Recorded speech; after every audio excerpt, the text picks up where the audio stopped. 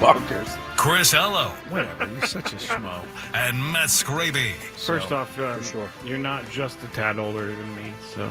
Don't blame us for any side effects. You thrilled our fans throughout the postseason with a great performance. Gwynn and Chris are ready to go.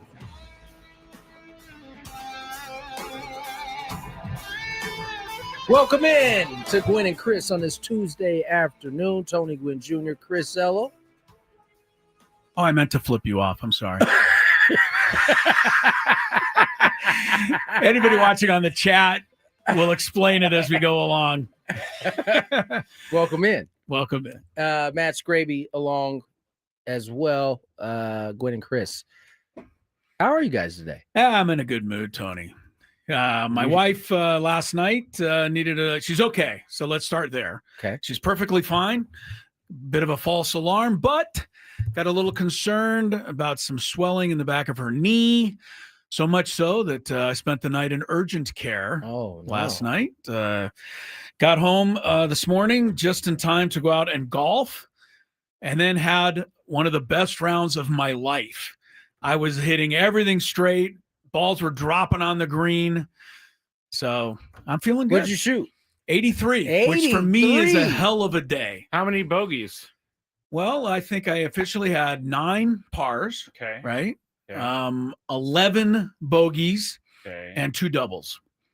And one of the doubles, because a drive I hit well, went a little too far and you hit too out well. of bounds. So Yeah. I took a penalty shot there. But yeah, I had a great day, and I couldn't believe it. But You definitely came in here with a little bounce to you. a little bounce, yeah, that felt good. And Did you notice that, Scrabe? He came in with a little bounce. Totally came in with a little bounce. Yeah. I asked the bogey golf He thing. wasn't at your neck either, like he normally is. No, usually he But you walks also in. weren't antagonizing him as well. That is true. That is true. I didn't even say anything about bogey golf. I Cody just said I says- shot 83. Cody says 9 pars, 11 bogeys, and 2 doubles. That's 22 holes. Yeah. Thanks. 9 and 7 and 2. There you go. There it is. All I want to know is if that was a bogey golf score, if that was a real golf score. No, it's 83. Okay. So 83 No bogey total golf, shots yes. to whatever you want to call it. Okay. They would have got much better if we would have did bogey golf. That's a on that. great day. That's a It's fantastic. a good day, and thank you for helping me on my math. The only thing I keep track of, honestly, are pars and double bogeys. When I get a bogey, I just move along. So I didn't count those in my head because I don't keep score. We don't write it down. We're a weird. You just shoot, foursome. taking shots. We take our shots. We keep it in our head a little bit. And, See, that's so I the know other kinda weird where I'm at. thing. What? I can count to 4. It's not that tough. Yeah, but it's like, how do you remember after the round? Oh yeah, on this hole I did this. On Well, this I don't hole, add did them that. all up at that So point. are you Why is he- insinuating yeah. that his score is a I little am not. faulty? Yeah, I you're am trying not. to. How, Wait, is it common for people No. not to take score? No. No, it's not. Okay, No. no. What you're saying is it's not common to not write the score down. I get that, but I do keep the score. I'm not So doubting that. If I get a par in my mind, and you're going to get mad, but in my mind, a par is 1 under. See, And and if I get- there and we if- go. And then I go to the next hole, and if I get a bogey, I'm still 1 under, and so and so and so. Actually, you're 1 over in that situation. Exactly. But instead of telling myself the negative side of the score, Right. I like to keep the bogey score, which makes me feel a little better. I finished -7 to bogey golf, which would be a 90, Right. but I shot 83. In par golf, I shot +11, but 7 under sounds a whole lot more fun. Lot more fun, and so that's what I do. And if you don't like it, Charlie Hoffman said it was okay. I don't. If Charlie would have remember told that. me no, it's totally brutal, I would have stopped. I think but Charlie was just Hoffman like, gave me his okay. He gave me his I blessing. do recall he kind of He gave gave his my I blessing. don't He said remember that's that at all. okay. Yes, he did. I Don't remember even him saying there was a 5th major, and then you guys still wouldn't believe me. Charlie Hoffman says bogey golf is okay for us weekend duffers. It's all right with me. We had some pretty explosive playoff games yesterday. We're going to get into those in a second. We also heard from John Seidler. And Yeah. it was basically a thank you letter to the fans, but it also Are people trying to read stuff into it this? also had some things that Yeah. people are pulling out and kind of making assumptions, and I want to see what you guys thought. I mean, it seems that the part in particular that people are focused on is the second paragraph. Why don't you read it for those who didn't see it, if you have it the there. whole thing or just the second paragraph? Just the second paragraph. Yeah, paragraph. just that. While we may have made the postseason in 4 of the last 6 years and had 2 consecutive 90-win regular seasons for the first time in franchise history, we fell short of our goal to win a World Series championship. Our elimination in the wild card round was a disappointment and exposed areas where we must improve. All right. And everybody took that to mean. I'll tell you what people and are everybody taking it took. as. No, I'm going to tell you what I read. Okay. People took that to mean that AJ Preller should pack his bags, and And I don't really And see Mike that. Schill. I was about to say, I think it's Oh, both. and Mike Schill. Yeah, Well, I don't. I disagree. I do too. I mean, I don't know John Seidler, so first of all, it's almost impossible for me to completely discern what he's thinking. Right. But nowhere in there does it say we need to make some changes in personnel. It says we need to improve some things. They need better hitting. But who's gonna do a better job of getting them better hitting than AJ is likely to do? I mean, I'm asking the question before you go ahead and pull the trigger on something, right? You're gonna have to find somebody who's gonna come in with a budget, with a lot of contracts locked in for many years, and have to be creative to find a way to, add slugging to this team. And correct me if I'm wrong, Tony, but slugging is the most expensive thing to buy. It is indeed. Right? So I believe, look, it's not that in AJ Preller, I trust everything. I just don't know who you're going to get a better job than he's done to try to, fix what didn't work this year. But that's my thinking. Yeah. So we'll see. I concur. Skraby, you got something? Oh, I agree with you guys. I think there's an issue with the fact that like Chris said, he knows nothing about John Seidler. I've never even seen the guy speak. I don't even know what his voice sounds like.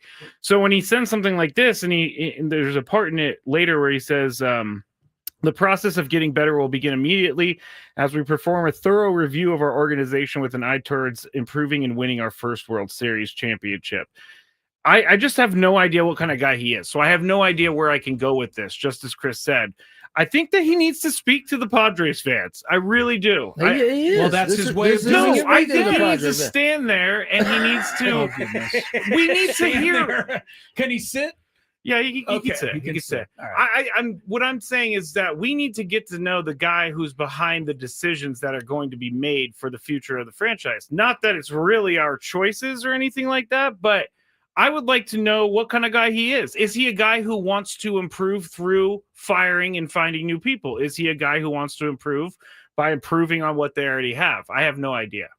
I think it's a luxury for a fan base to know their owner, right? In the case of the Colorado Rocky fans, they'd probably rather not know their owner. No, they keep packing his ballpark though. We were very fortunate to have someone like Peter that was front and center, accessible. Yeah, right. We could get to him. He would talk.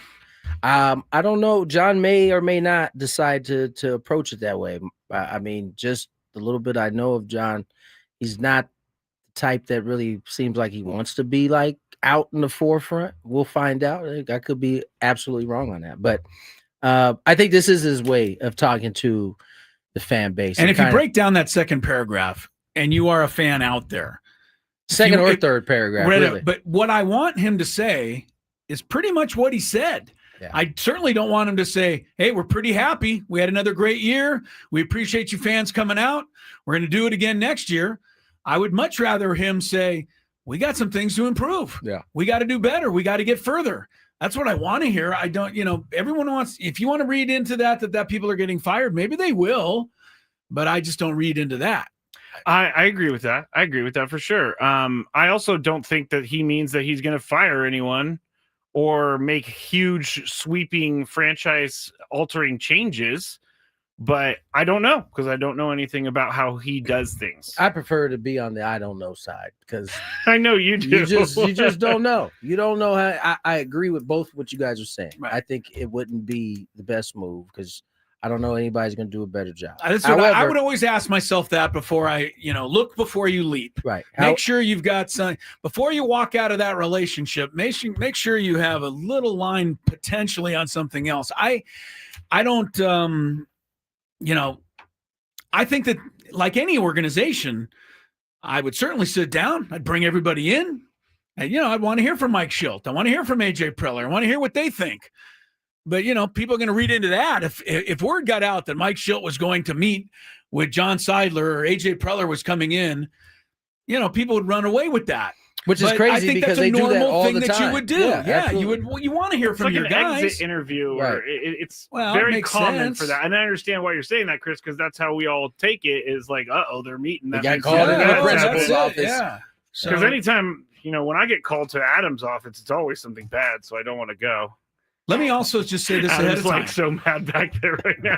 This I'll put on the record ahead of time. I believe if they don't bring back AJ Preller and or Mike Schilt, in my mind, both of them, I think it's going to be a big mistake.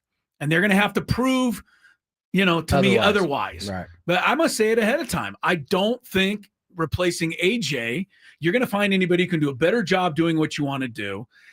You're certainly not going to find anybody I agree with more and receive money under the table more than from Mike Schilt. So I certainly want him to stay in.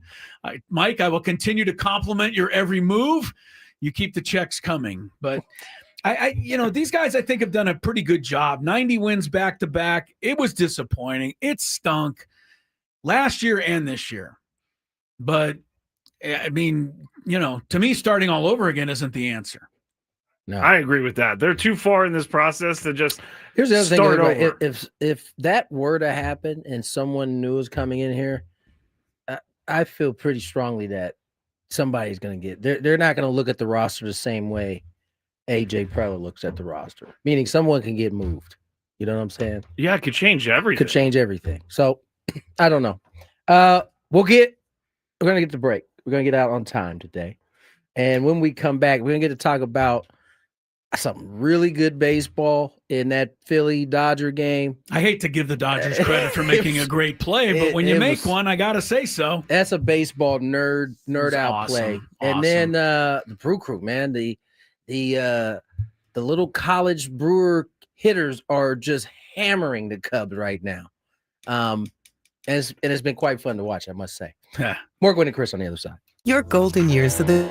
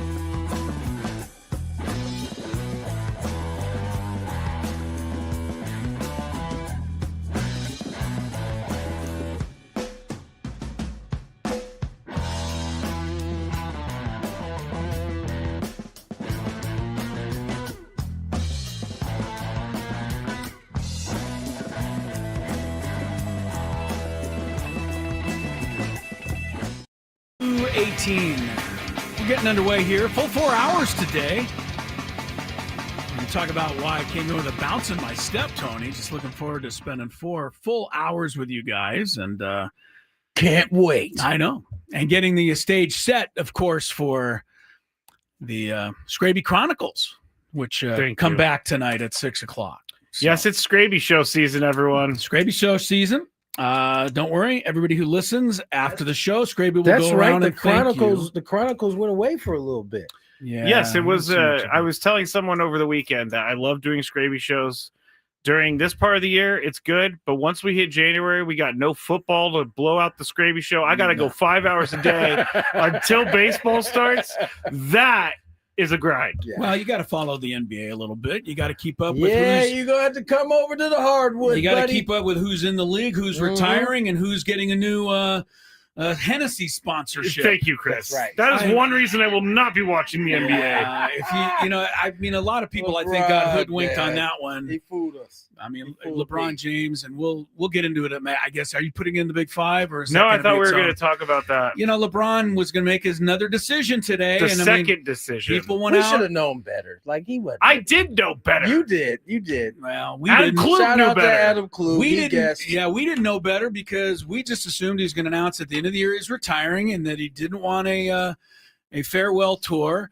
And so did a lot of ticket holders because people started paying like $1,000 for tickets for the final game of the season so they could be there. Lakers are like, Yeah, thank you, and, LeBron. LeBron just Thank you. stuck it to all of them. I'm going to have a new sponsorship for the, what is Hennessy? Scotch? Hennessy, I don't even know no. what it is. It's cognac. Cognac. Never had it. That's unbelievable that he What? did that.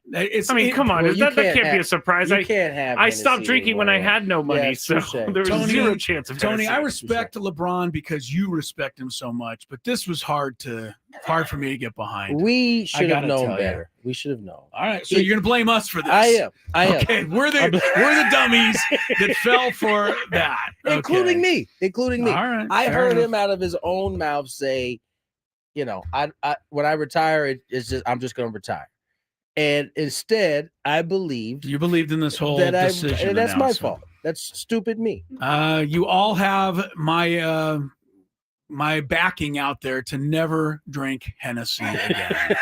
I hope this blows up in their proverbial face. And Is I it know good? Skraby does Too too. late. Is it good? Hennessy? Yeah, Hennessy's good. Is it good? I mean, it's very It's a- expensive, so. It's a sipper.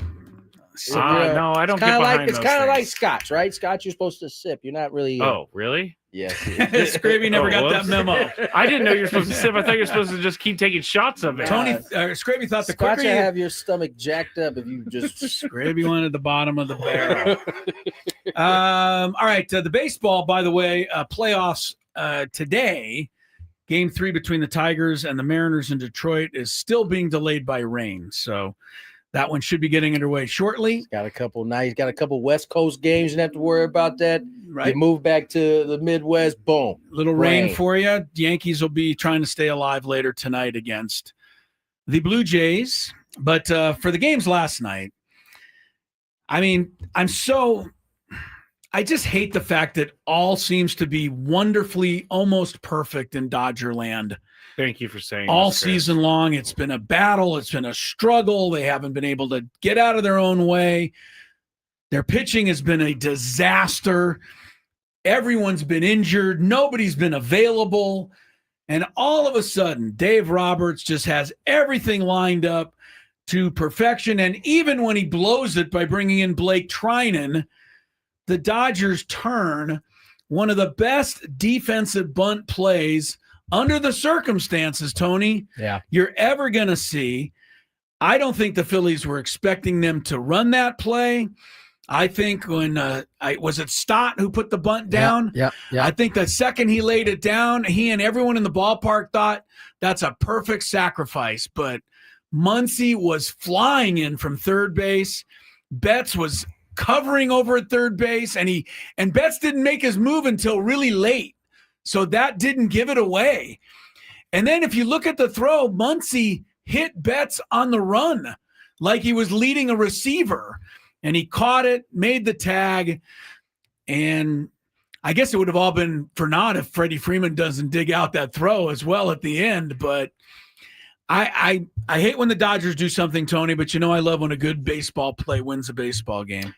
Yeah, I mean, I'll bring the example of the Padre game, right? Because similar situation, it was Bryce Johnson at the plate. Mm-hmm. The Cubs showed first pitch, they showed a wheel play, right? Right. To explain to everybody out there who doesn't know what it is, because we're talking about it like everybody should know. Typically, runner on second. There's you see the catcher come out, he gives some signs. This is bunt defense. So you really typically have two bunt defense. You got your standard bunt defense, runner on second, third baseman comes in, first baseman stays put. Pitcher has to cover where the first baseman would be. Right. Pitcher comes, third baseman and first baseman come in. Second baseman covers first. Right. And you get the out at first. So it's geared to make sure you get the out at first and you let them kind of get the bunt down. Right. Or you roll the dice and everybody's running. And if the guy swings the bat, you have nobody in position to defend at all. And I'll get to that in a second. Okay. But that is the wheel play. Yeah. Both first baseman and third baseman crash. Shortstop comes to third. Yeah. But typically, you're not trying to disguise your shortstop because it's already a hard enough play. Yes. With him on the move getting to third. Betts was incredible. He ran it to perfection. You just want him to get there to be able. In most cases, it's first and second, right? You can get a force play. You don't have to tag. Right. In this case, it's just a runner second. So not only does he have to get there, he's got to catch it, and he's got to be able to put a tag down. Man. And so the counter to that, you kind of mentioned it, is a slash. You swing the bat. You show the bunt. Yeah. You pull back, and you try to hit it hard on the ground somewhere. Anywhere because there's no fielders. There's so much field available. Yeah, right. And I go back to the Padre Cubs where the Cubs showed Will the first pitch and then didn't do it the second. Bryce Johnson swung, fouled it off, swung through it. He ended up striking out in that at bat. Right. They didn't move the runner. In this case, Stott, I'm sure as he bunted it and saw how it was playing out, he knew, damn, I probably should have slashed because they give the Dodgers a ton of credit. Not only does Muncy makes a play, was it Muncy or was it? Yeah, it was Muncy. Muncy picks it up. Not known for amazing defense. It wasn't a great throw. I mean, Betts picks it up, short hops, gets the tag down, and they're able to get the lead runner. The very next guy singled, which would have tied the game. Tied the game. Tied the game. And so that is really two teams executing, but the counter would have been Stott pulling back. But I think he didn't pull back and slash because Betts made his move so late that Stott didn't see it in time to recognize that he was going to go over and cover third. I just there's pulled so many up little things that work here. I had the high home up. Early. Yeah, here I was gonna say I'm gonna put up on the stream. You can watch us on YouTube to search 97.3 The Fan. But here is if you're watching, here's the play. Watch Betts, the shortstop behind the runner. He took off so late that I don't think Stott expected it. And because the idea is you bunt it to third and you force the third baseman to field it. There's no one at third. Your guy gets there. But with that will play and it's run to perfection. In this case, it was a 1-0 count. The 0-0 pitch, Stott, show bunt. And to me, I was telling Skraby this before the game. They showed that they were going to run the wheel on the first pitch. That was a ball. But typically, we see teams show it the first pitch to kind of get you thinking about it.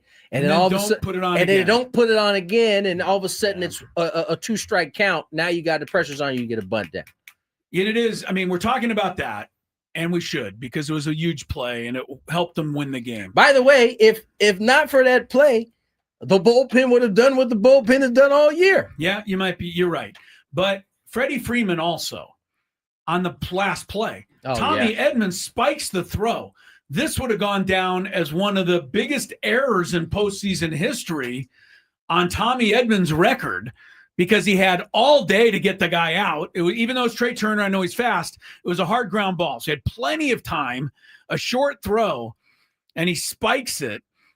and Freddie Freeman backhands it and digs it out, and the game's over. Because if that bounces past him, obviously it is a tie game again, and Tommy Edman is the GOAT rather than the Dodgers being ahead 2-0. Lot of questions do? circulating now, and we've been pretty hard. I think everybody's been pretty hard on a lot of teams, Dodgers included, before they won last year for winning all these games. Philly is putting himself in that conversation too now. Being a team that is there every year. That has a bunch of regular season wins, but has yet to be able to crack the code.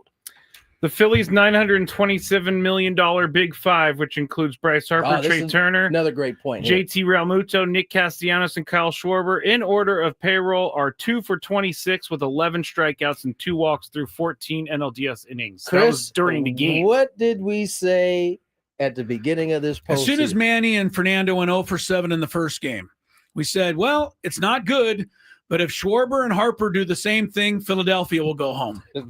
That's exactly what's happening. It's looking like right now. It's exactly what's happening.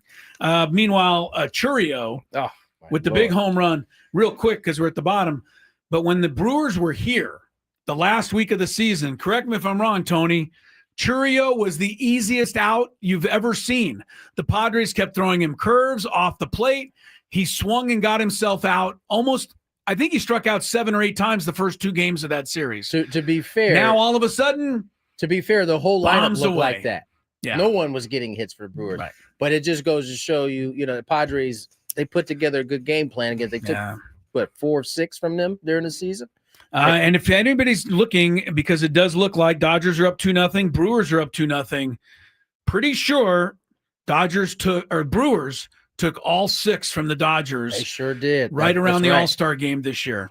So I don't know if that means anything, but something I hope to keep it in means mind. Something. I'm telling you, the Dodgers are just. Dave Roberts is just arrogant. He brings Sheehan in. He's got a rookie who's wet behind the ears. He's got Schwarber and Harper as the tying runs, and he says, I'll just leave him in. Every manager in baseball would have gotten a lefty for those 2 hitters. Dave Roberts goes, I'm going to go with my rookie kid who doesn't know what he's doing. And he gets them both out. Yeah. So I cannot see Roki Sasaki saving the World Series for the Dodgers. So far, so good, Skraby. So far, so good. I mean, the Dodgers are the biggest fibbers in baseball.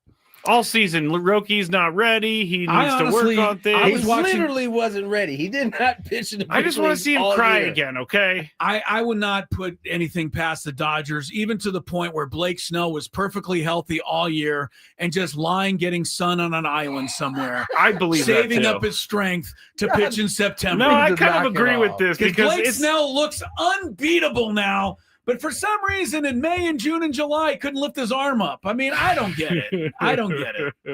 Come on, Tony. Come on. Come on. Crazy. All right. We'll take a break. Much more Gwynn and Chris. AJ Cassavell going to be on the show today. Get his thoughts on the Padres and what is going down in the near and off-season future. That's next on Gwynn and Chris. Ben and Woods.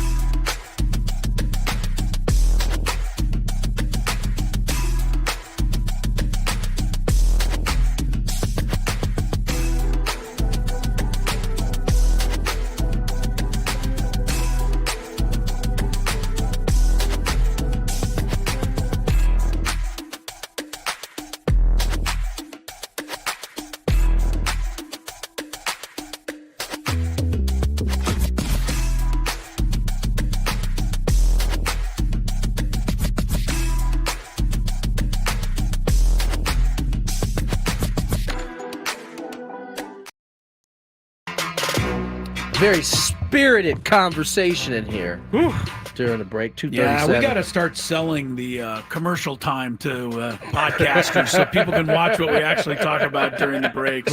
That's actually the most interesting part of the show. It probably is. That was pretty. Especially when Adam comes in here and he's arguing his points. And I think we can find out. AJ Cassavell has just probably going on vacation now. His season's over. He's probably flying to an island somewhere in the Pacific. He's probably taking Blake Snell's hut that Blake Snell spent the summer in before he came back to pitch like Sandy Koufax last night. Or maybe to pitch like Blake Snell, because we've seen him do it before. Cy Young Award. We have seen him do it. Yeah. AJ Cassavell will join us shortly. We'll get his thoughts on where the Padres go from here. Maybe he thought the letter to the fans had some subliminal messages in there. Into that letter. Okay, now we're saying subliminal messages. That's what you guys are making. Or that's what you said everybody else was saying. Yeah, I mean, is that not subliminal? What were you trying to say? That's not subliminal. Okay. I think we're just trying to extract stuff out of there. I mean, the season ended in such a way that people are still asking questions, and so we're trying to figure out what's going on and what's behind the things that he wrote. There were things that who wrote? John Seidler. Oh, John Seidler. To all the Padres fans. Well, said that they're going to take a good look at everything. And AJ Cassavell will have some thoughts, I'm sure. He always does. Still rain delay, if anybody's wondering. Yeah, they really haven't even announced when they're going to start this game. The Mariners and Tigers game 3. Yeah, they had us fooled there for a second. I know Fox put up the replay of game 2 and was like, wait a minute. Real quick before we move on. Skraby's getting AJ on the phone as we speak.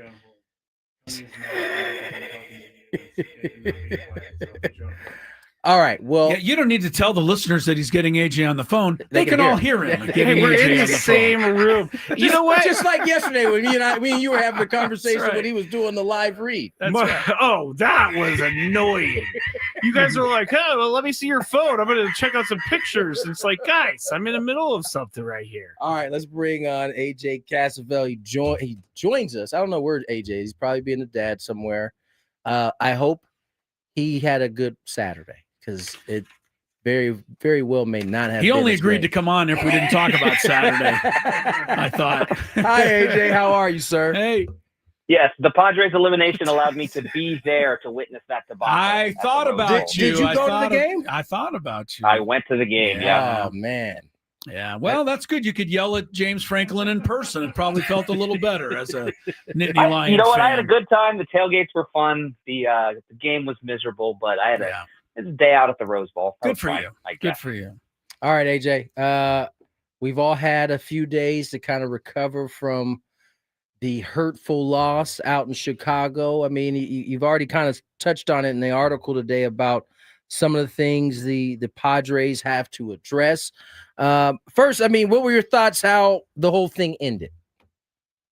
Yeah, I think it came down to them not being able to score. And that was kind of the thing for most of the season. Yeah. Like, and whenever the games kind of felt big, whenever it felt like they had a chance to maybe make a move in the division, or some of the games at Dodger Stadium, it was just a challenge to score. And I do think maybe some of the emphasis on the Padres' lack of power is a little overblown, just because teams can win without being extremely proficient in the home run. Like, look at what the Brewers are doing right now. I think they're like 22nd in the league. But the Padres needed more power. They needed more power than 28th in the league in home runs. Yeah. And they have guys that should be able to provide that. And those bats went ice cold in the biggest moments. You can talk a lot about the pitching, and a lot of people have. I know there's been discussion of Yu Darvish in Game 3, and I know there's been discussion of like what to do with the bullpen and how they deployed it. Like, the fact is, they scored 5 runs across 3 games, and that's not good enough. It's not going to win you a wild card series. And there's reasons behind that. There's reasons which I'm sure the Padres will look to address this offseason. There's reasons I'm sure the Padres will hope to change kind of internally. A lot of these guys you would maybe expect more from in those spots that didn't deliver. And so here we are entering the offseason with a team that couldn't quite get it done offensively in the biggest moments.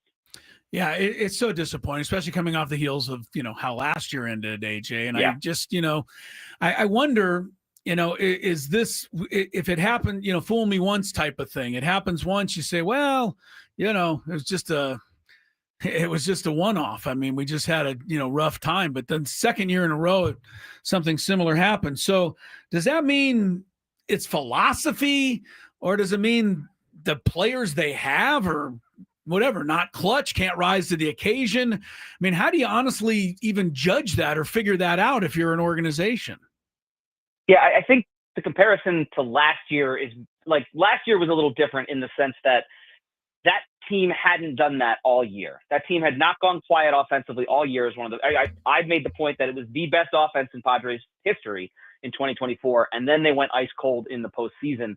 Like, if you want to write that off, or if you want to say, wow, that's just incredibly unfortunate timing, or they faced some excellent pitchers, all of those things can be true. But then you look at what this season was, and this season was not last year's offense. This season was us spending the entire summer wondering when that offense was going to fully click. And they dealt with injuries, and they dealt with guys in and out of the lineup. And then obviously the trade deadline made that offense as proficient as it should have been. And then they lost Ramon Laureano. There's a lot of mitigating factors there. But the fact of the matter is, this team did not perform offensively like it should have for most of the season, particularly against quality opposition, and then got to the postseason, and it didn't change. It was still the same kind of what we had seen. And so, is it philosophy? Is it personnel? I think the answer is yes. I don't think.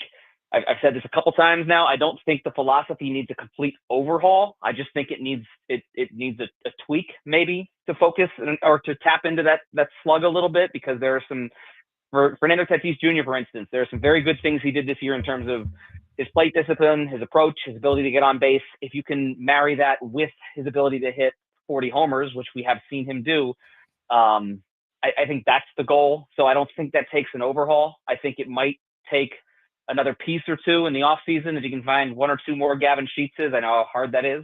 Gavin Sheets was a major success story this season, but guys with a little bit more slug to kind of fill in a couple of those spots lower in the lineup, and then you pair that with a little bit of a philosophical change. It's all so much easier said than done, but I think that's the path forward. Or one little piece added, and then everybody else do what they were expected to do this year in terms of the power, right? I mean, you kind of hit on it earlier. Yeah. Some of the guys didn't quite get to the levels that we've seen them get to in the past. AJ, I want to ask you a little bit about Yu Darvish. You mentioned him in terms of pitching game 3. I mean, I know it's impossible for you to know, but what does your gut think? What do you think? Have we seen the last of Yu Darvish?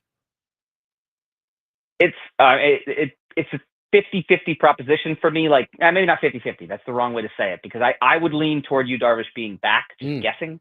But I think the fact that he alluded to the idea of, I have a decision to make, I haven't thought about that yet, in his post-game interview on Thursday, that at least tells us that there's a decision that he knows is coming. Right. So it's something he's going to have to think about, and I wouldn't expect him to make the decision instantly. He's a very thoughtful person, and he will ruminate on that decision. I think there is.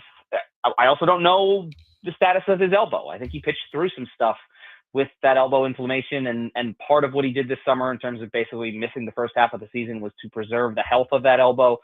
What does he need to do to be himself, to take care of that injury, and to be the version of himself we saw in September and October 2024? If he thinks he can become that guy, if he thinks that the elbow is not an issue to getting back to that form, I think he'll be back. If he thinks it is going to be a challenge, I don't know. I don't know what the future holds. Obviously, he has 3 more years left on his contract. I think $16 million owed to him next season. There are luxury tax implications and all of this. There's a lot to kind of sift through, but ultimately it's Yu Darvish's decision, and I don't know the answer, and I don't know if he knows the answer at this point. AJ Cassavell does the Padres stuff for MLB.com, and is always gracious with his time on this program. I guess the acting mouthpiece or owner for the Padres, John Seidler. Mouthpiece sounds like a negative connotation. I don't mean it to be, but he wrote something and to the fans, and I'm sure you read it, AJ, and some of it talked about how this wasn't good enough. We got to figure it out. We got to get better. We got to make some changes. But a lot of people ran away with that and said that means changes in the front office, the manager. Is that even something that fans should be running away with, or what you read? Did you just say changes in the way they go about, approaching, attacking and scoring runs? Yeah, I wouldn't run away with anything from that statement, because to be honest, it read to me pretty much like a disappointed end of season statement. Yeah. Like they always read. Right. And so they're disappointed. They need to get to the root of the cause for the disappointment, and then they'll make changes. And those changes could be we don't know. We don't know whether they're small changes, whether they're big changes. We will wait and find out, and maybe find out in the soonish future. But the statement to me read like a disappointed end of season statement, like it usually does. And we got several of those from Peter Seidler through the years when the Padres seasons weren't as good as what they envisioned. And so to answer your question, I don't think it's smart to run away with any notions of who might be gone after this, but I do think it leaves the door open for a potentially interesting offseason without making any declarative statements from what we read from John Seidler. AJ Cassavell joins us. MLB.com, covers the Padres during the course of the season. And AJ, we got our second season of Jackson Merrill. Finished second in Rookie of the Year, his first season. This year, he finished with about 114 fewer at bats due to missed time due to injury. What did you come away with after year 2 of Jackson Merrill? Yeah, he had to learn how to grind, because last year he really didn't go through any prolonged slumps, and he didn't deal with any of the injuries that I think, if you play baseball long enough, you're going to deal with, because you're playing every single day and you're putting your body on the line every single day. And that's also the way he plays. So I kind of came away with it impressed with his resolve and impressed with his mettle, even though his numbers weren't the same and he didn't put up the same number of at-bats. I look at him as one of those guys, how does this offense get more slug? I think there's more for Jackson Merrill to tap into, and I think he would be the first to say so. And I also think that he would be the first to say that this year didn't go the way he wanted it to go. And so we're talking about internal improvements. I am expecting a big year 3 for Jackson Merrill, just based on knowing him, based on seeing his trajectory, based on the fact that those injuries weren't exactly anything to do with Jackson Merrill's routine or anything. They were mostly fluke injuries. And so I'm looking toward 2026 with Jackson Merrill on board now for 9 more seasons. This is a year for him to kind of take a step forward, because this wasn't the year he wanted to have, and it wasn't the year health-wise that he foresaw having. But I also think that I came away a little bit impressed with the way he handled that, with the way he brought himself back to being the kind of guy the Padres needed him to be down the stretch and into October. He had a decent wild card series, as much as you can say for anyone on that offense. And I guess to recap his season, not good enough, and I think he would say so, and also very unfortunate with injuries, but it leaves me in a place where I go into 2026 expecting him to take a leap forward. AJ, appreciate the time. I want to slip a couple of quick ones here at you. I want to throw you 4 or 5 names. If you could just out of 1 to 10, 1, no chance, or 10, they're gone. 1, they're staying, no chance they're going. And I'll give you a few players. Suarez, 1 to 10, 10 being that you think he'll go somewhere else. 9. I don't think it's likely that he's back. I think the bullpen's outstanding already, and I think it's more likely that he declines that option that he has. How about Arise? 7, I think. 7. I'm not entirely sure. Arise's market is the one I'm least certain about of all these guys who I'm sure I'm gonna get, but I think it's more likely that he's not back, given what we discussed about the Padres' need for power and maybe a philosophical switch and they do need a first baseman though, so maybe 6.5, 7. 6.5. Dylan Cease? 9 or 10. 9 or 10. Okay. You touched on this one, but I had it on my list. AJ Preller. At this point, hard to say, I know, but 3, like Three. or 3 Okay. or 4. I think he's probably, like, it's hard to say, but and it's interesting to see like what happens if there are any extension discussions, given that he would be entering his final season under contract, and that's where a lot of the speculation I think comes into play. But I think he's done. I personally think he's done his best work in the last 2 seasons, building some rosters that. 2024 roster was definitely capable of winning a World Series. And I think this last year's roster was too. It just didn't reach that potential, and maybe some of that burden falls on him. But yeah, it'll be interesting to see given kind of where he stands in his contract situation right now. One last one. I know we're running out of time, but people who think that they're going to blow it all up and go crazy, what number would you put on Fernando Tatis, like being traded and they change the trajectory of everything? Like 0? 1.5. A half? That's maybe not 0 because you can kind of see why it would make sense theoretically. Right. But it's not. It's just so unlikely because you're making yourself significantly worse if you do that. I don't foresee there being a deal where you're getting back that kind of value to trade away a guy that's that good, who I had on my MVP ballot, who's I mean probably not at the height of his value either, given that he's not coming off his best season. It just seems very unlikely.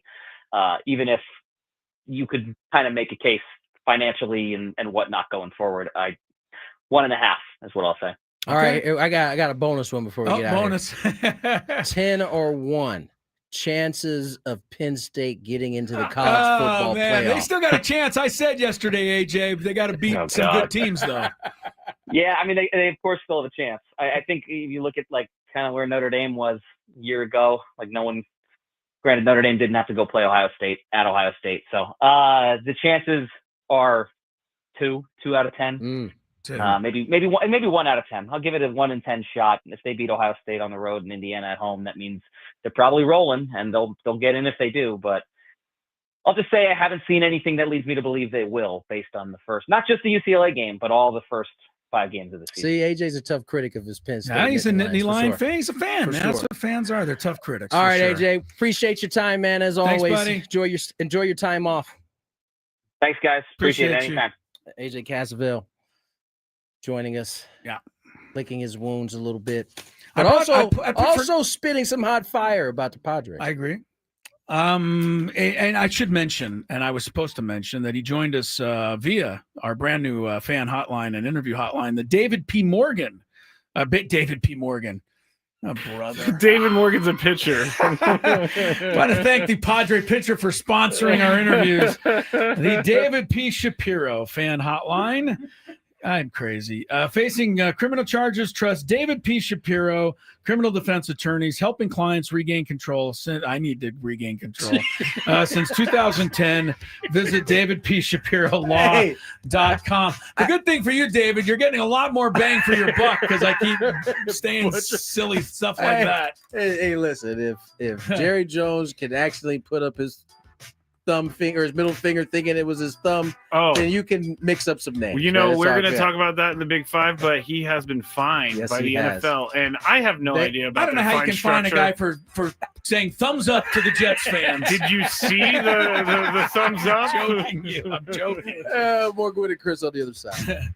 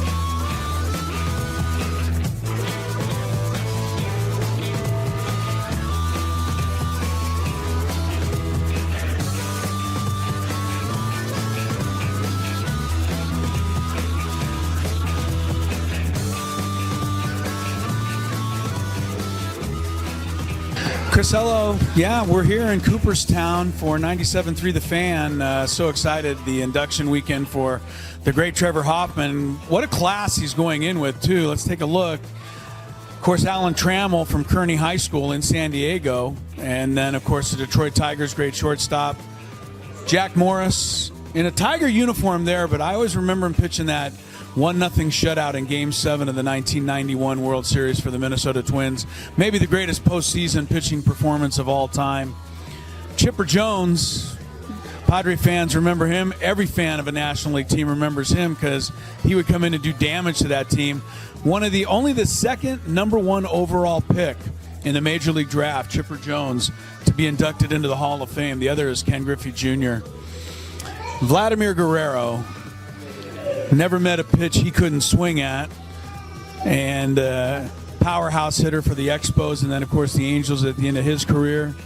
Jim Thome, over 600 home runs, mostly with the Cleveland Indians.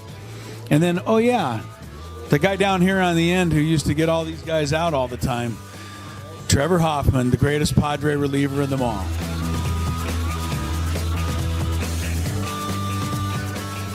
Two of the greatest outfielders in the history of baseball. Of course, you've got Babe Ruth right here. Ted Williams right over there. I was wondering who the third outfielder would be. And then, of course, it hit me. Tony would be upset if I didn't say that the third outfielder, who will someday probably be displayed right here between these two guys, is obviously Mike Trout.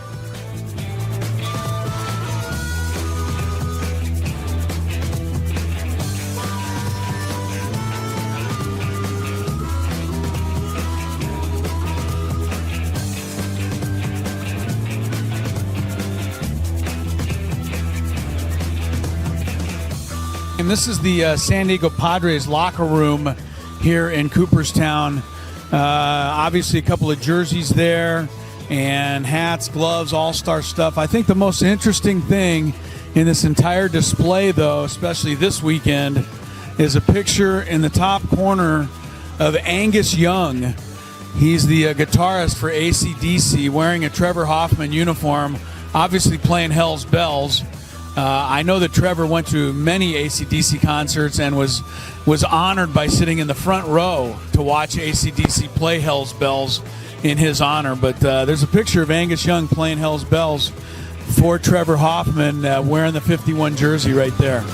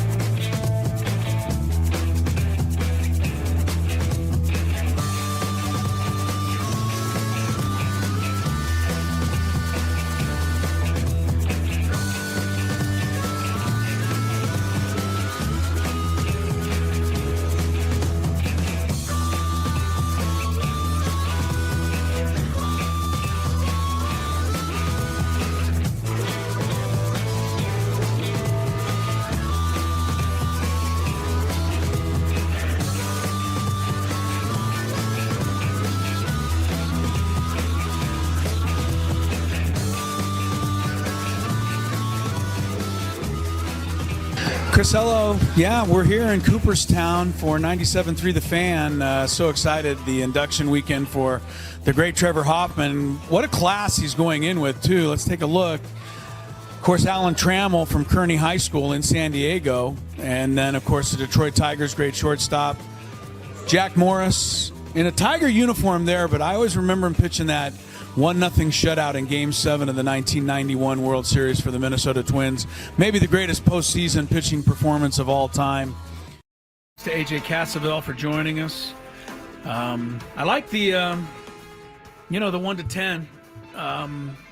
Fernando 1.5 I thought was higher than I would have said, but I guess anything's possible.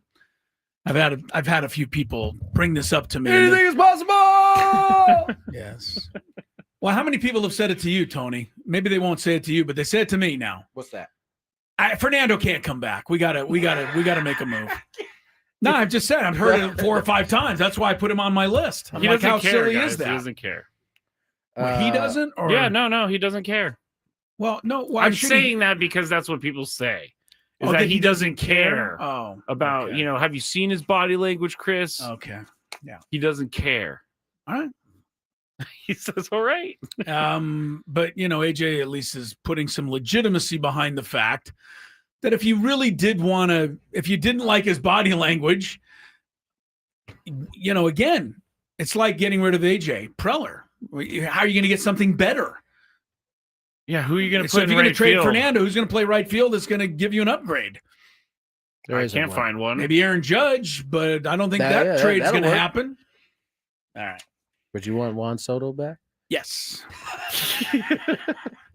Dude, I wish Tony was here the day that Juan Soto got a ball caught up in the IV, and he looked real suspect on that play. I just wish you were here to see the reaction. You guys enjoyed it? It was quite fun. I'm sure you guys enjoyed it. Look at that guy. He plays right field, Major League right field. I must say that our times to celebrate Juan Soto's demises was much further than the times where he shut us up by hitting the ball over the wall. Yeah, he did that quite a few times and stole a bunch of bases this year. To make a long story short, I don't think Fernando's going anywhere. No, I don't either. But he did say 9.5 on both Cease and Suarez. Yeah, I mean, listen, Robert has earned. Yes, he's earned the right to go somewhere. Sure, his option is for what? Is $8 million. $8. I was gonna say 8.5, but 8. Yeah, he's probably gonna get. He led the league. He can at least get $3-4 million more. He's looking at what Edwin Diaz got. Is like. I led baseball in saves like $100 million. Okay, yeah, he's due a pay raise, so that makes sense. Yeah, and Dylan is also despite how poorly, or I shouldn't even say how bad he pitched during the year, he's still going to be in demand. Dude, he pitches 200 innings every year, yeah, and he strikes out more than 200 batters. He's top 3 every year in that. And I'm sure there's an analytic somewhere that'll tell you that he shouldn't give up as many hits as he did. No, because the ball will drop differently next year and it'll be hit at people next year. 100%. All that. Okay, so we didn't ask about Michael King. Where are you guys thinking I think about it's Michael assumed King? that if Dylan is not on the roster, I can't think the Padres would part with both. Yeah. I think they would do everything they can to keep Michael. Yeah. All right. That's what I would say. Yeah. All right. Yep. Have we talked real quick? Well, we'll talk about it in the Daily Gambit because we got to go over our picks from last night. But Trevor Lawrence game-winning touchdown. How about we have Trevor not mentioned Lawrence it yet. last night? But he played a pretty good game, and then he stumbled his way into greatness there on the final TD. Me and Skraby had a good laugh about that because the panic that set up over his body. You could almost see it from the long shot that he was in a complete panic when he fell. Like, get up! Oh, no, I fell again! Get up! It was like my offensive line is actually protected for me right now. So get up. He made some amazing throws last night. That one down the sideline at the end of the game that got him into range to score. Also, I have to do this. I have to apologize to Jaguars fans. Yes, you do. I said that their 3-1 was smoke and mirrors. Yes, and 4-1 beating the Chiefs after Patrick Mahomes takes the lead and beating your team, even though your team, obviously didn't think much of that win. Well, now I think it's a good loss for the 49ers because they lost to a good team, so it's okay.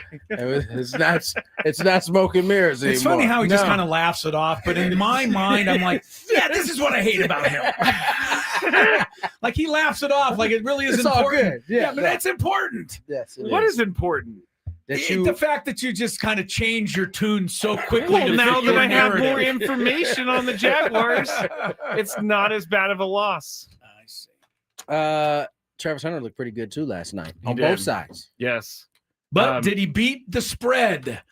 We'll find out good in tease. today's Daily Gambit. Great tease. Yeah.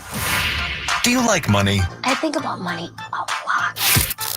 Do you like money without doing anything? Winning. Do you want to make money while watching sports? I think Washington is immortal luck. Washington! Woohoo! If you answered yes, this is your segment. Just don't blame us when you lose. Nothing is ever your fault. It's your game. Take it. Gwynn and Chris go through the top bets of the day in the Daily Gambit on 97.3 The Fan. Daily Gambit is our daily sports betting segment here on Gwynn and Chris. Please, everybody, gamble responsibly. Thank you to, who said it on the chat? Augie said, Nostra Skrabis calling the Chiefs' demise, and I did. Nostra Skrabis. It's a little early, bro. It is a little early. early. bro. It's a little early, but They've when was lost the last time the and Chiefs were 2-3 I through don't 5 care. weeks? And Kelsey's starting to catch the ball again. I'm just saying that offense looked like they were. I wouldn't give up on that Yeah. yet. I mean, they've lost 3, heartbreak games the same way they won 11 in their favor last year. They're right. going to be in somewhere in between that, but that still might be enough. We'll be revisiting to get Mr. Nostradamus them- over yeah, here. Nostra Skrabis. Skrabis. Nostra Skrabis. All right, let's go to the bets. Chris will get the one that I missed yesterday, but we had Brewers -1.5 against the Cubs. We all took the Brewers, and the Brewers won 7-3, so we were right on that one. Otto Kemp, Point Loma, Nazarene Zone. Over, under, 0.5 hits. Sorry, Otto. Chris had went faith. over. Tony and I went under. He did not have a hit I think yesterday. he struck out both times. Well, everybody was striking out against Blake It was Snell. Blake Snell up there. Yeah. Jacksonville Jaguars and the Chiefs over under 45.5 total points. Chris went over. Tony and I went under. This game ended up 59 points, so it was well over. Right. And then Mahomes -35 passing yards against Trevor Lawrence. Chris went Lawrence. Tony and I went Mahomes. Mahomes was 318 -35, so I didn't do the He math. won that. 278 to Yeah, he won 221. And then Travis Who Hunter won? over under 3.5 Mahomes won. catches. Oh, okay. Yeah, Mahomes won. Yeah. Travis Hunter over under 3.5 catches. We all went under, and we were all correct by 0.5. I actually went over, so I lost that one. Oh, you did? You just didn't. You just right. We giving all had money to the. people that don't We also deserve had the money. Phillies plus Sure. a 1.5 against the Dodgers. So even though they didn't win the game, those 2 runs in the 9th helped us They matter. cover the bet. Overall, Tony Skraby, the big night, 7-1. Whoa. Tony right there, 6-2. Why can't this happen when I actually bet? Yeah, I was a much quieter 4-4. All right, Seattle -1.5.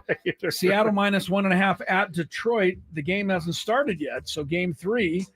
Mariners on the road. One thing that was interesting, Detroit, first of all, hasn't played a home game since the 21st They got Kansas of City next week, September. don't they? Beg your pardon? Don't they have Kansas City next week, Detroit? Oh, you're talking football now. you're I'm back talking to Tigers, baseball sorry. here. Yeah, I'm back to baseball. The Tigers have not played a home game since September 21st, and they lost their last 7 games at home. Yes, they did. But they're home for game 3. I'll take the Tigers here, plus a 1.5. I like the home team. Maybe they lose, but by 1. Skraby, who do you like here? You're 7-1, so a lot riding on I'm this. going to go with the Jorge Polanco-led Mariners. Okay. What? He throws it because I said I wouldn't trade a rise for him. I remember this day, and I was trying to say that Jorge Polanco was a good player, but Chris wasn't happy. Well, here's why you remember it. Because the old blind squirrel thing. You say one good thing about every 2 months, so of course you remember he it. finds one every once in a while. Someone's getting on the defensive. Tony, who do you like here? The Polanco-led Mariners or the Tigers? The Seattle Polancos. Yeah. Give me the Seattle Rodriguez's. Yeah, he's better than Polanco. Yankees look to stay alive, -1.5 at home against Toronto. I always say that because there's a picture of an old picture of a Blue Jay outfielder, and they spelled the name Toronto. On his I jersey. remember that. They spelled it Toronto, and I've always, when I call them Toronto, because of that, for some reason. All right, Tony, Yankees -1.5. Do they wrap, or do the Blue Jays? I mean, see, the Blue Jays wrap. for the sweet. Blue Jays for the sweet. Tony says. Scrape. I think the Yankees win Yankees at least get one. I think the Yankees are going to win the series starting tonight. Which game has more runs scored? Simple. Seattle, Detroit, Yankees, Toronto, Skraby. Based on the first two games, this seems rather easy. Yeah, I'm going to go Yankees, Toronto, because they just put up a ton of runs. Nobody's going to get anybody out.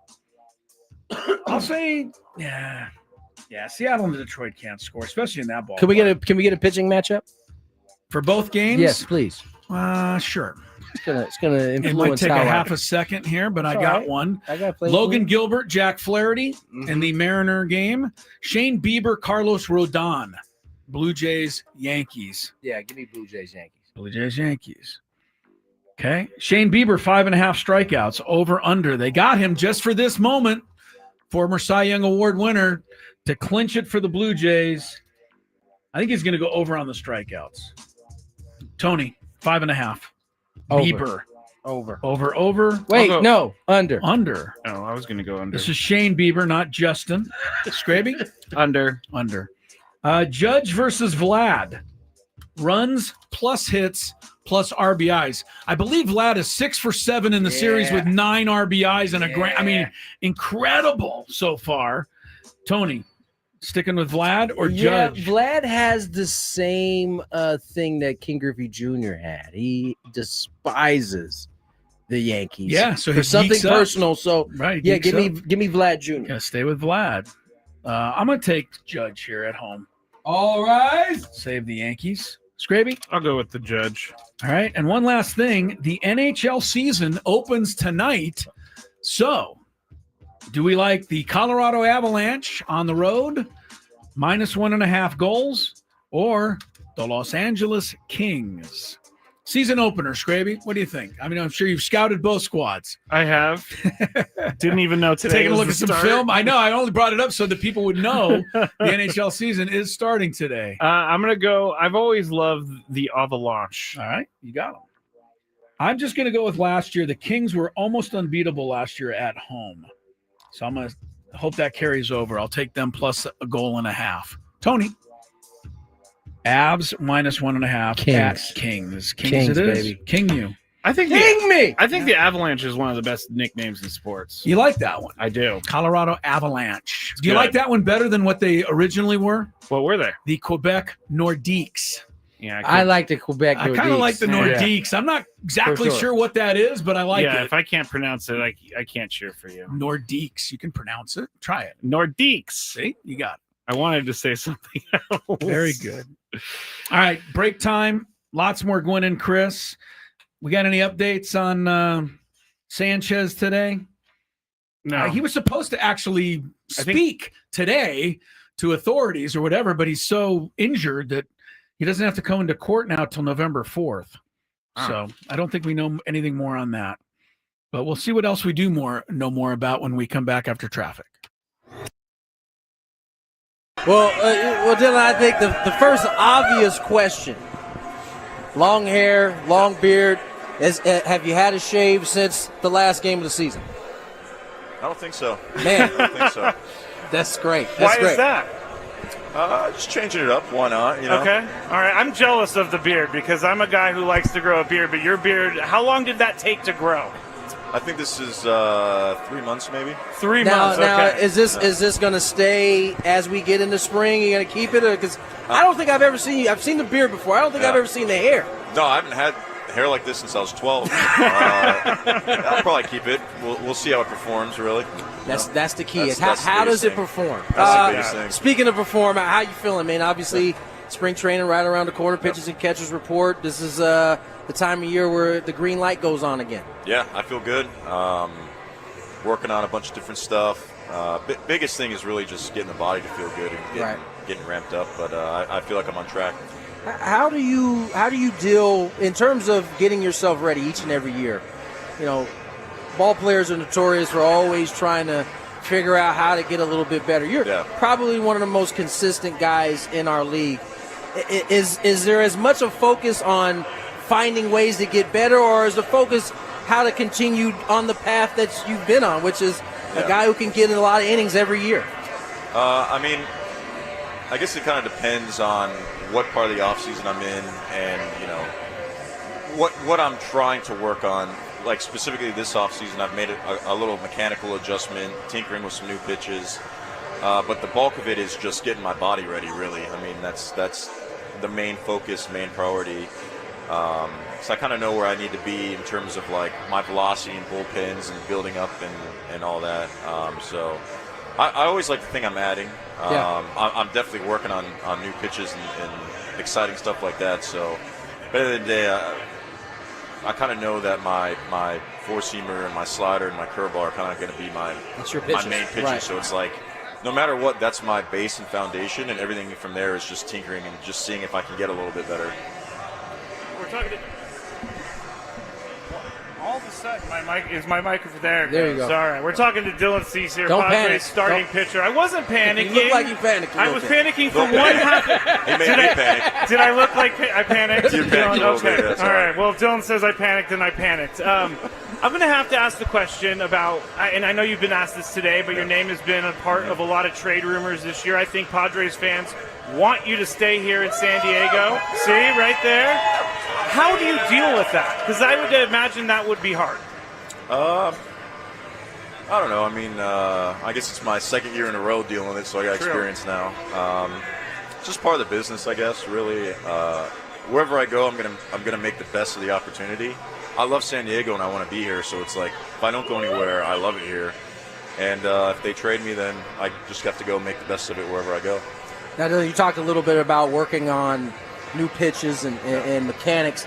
For you, how long does a mechanical change take to be something where you don't have to think about it anymore? Yeah, and that depends. This specific scenario, I'm working on an upper half thing, a glove thing. So I don't know. It's kind of new territory for me. Yeah. So you're kind of figuring it out as you go. Yeah, but it really gets to the point where it feels good, and then from there it's just ramping up the intensity. And because anytime you do something at a higher power, higher speed, it's like a new feeling altogether. So I can sit and train it one way, but until I'm throwing 98 with it, doing it game speed, And a lot of it, is kind of like learning my body, and then I'll throw a pitch and it's like, oh, that didn't come out the way I wanted it to. Like specifically, if I'm throwing a four-seam fastball and I'm trying to throw it just through somebody, but it's yanked, it's like, okay, something happened right there. I don't know, something came off. I didn't use my legs. You could just feel something different about it. And then you see the shape of the pitch. So a lot of it's just gaining feedback from what the ball's doing, and then trying to manipulate my body to see, like, oh, okay, when I do this, the ball goes this way, and just see if I can't ingrain that. Well, Dylan, I think the first obvious question: long hair, long beard. Have you had a shave since the last game of the season? I don't think so. Man, I don't think so. That's great. Why is that? Just changing it up. Why not? You know? Okay. All right. I'm jealous of the beard because I'm a guy who likes to grow a beard. But your beard, how long did that take to grow?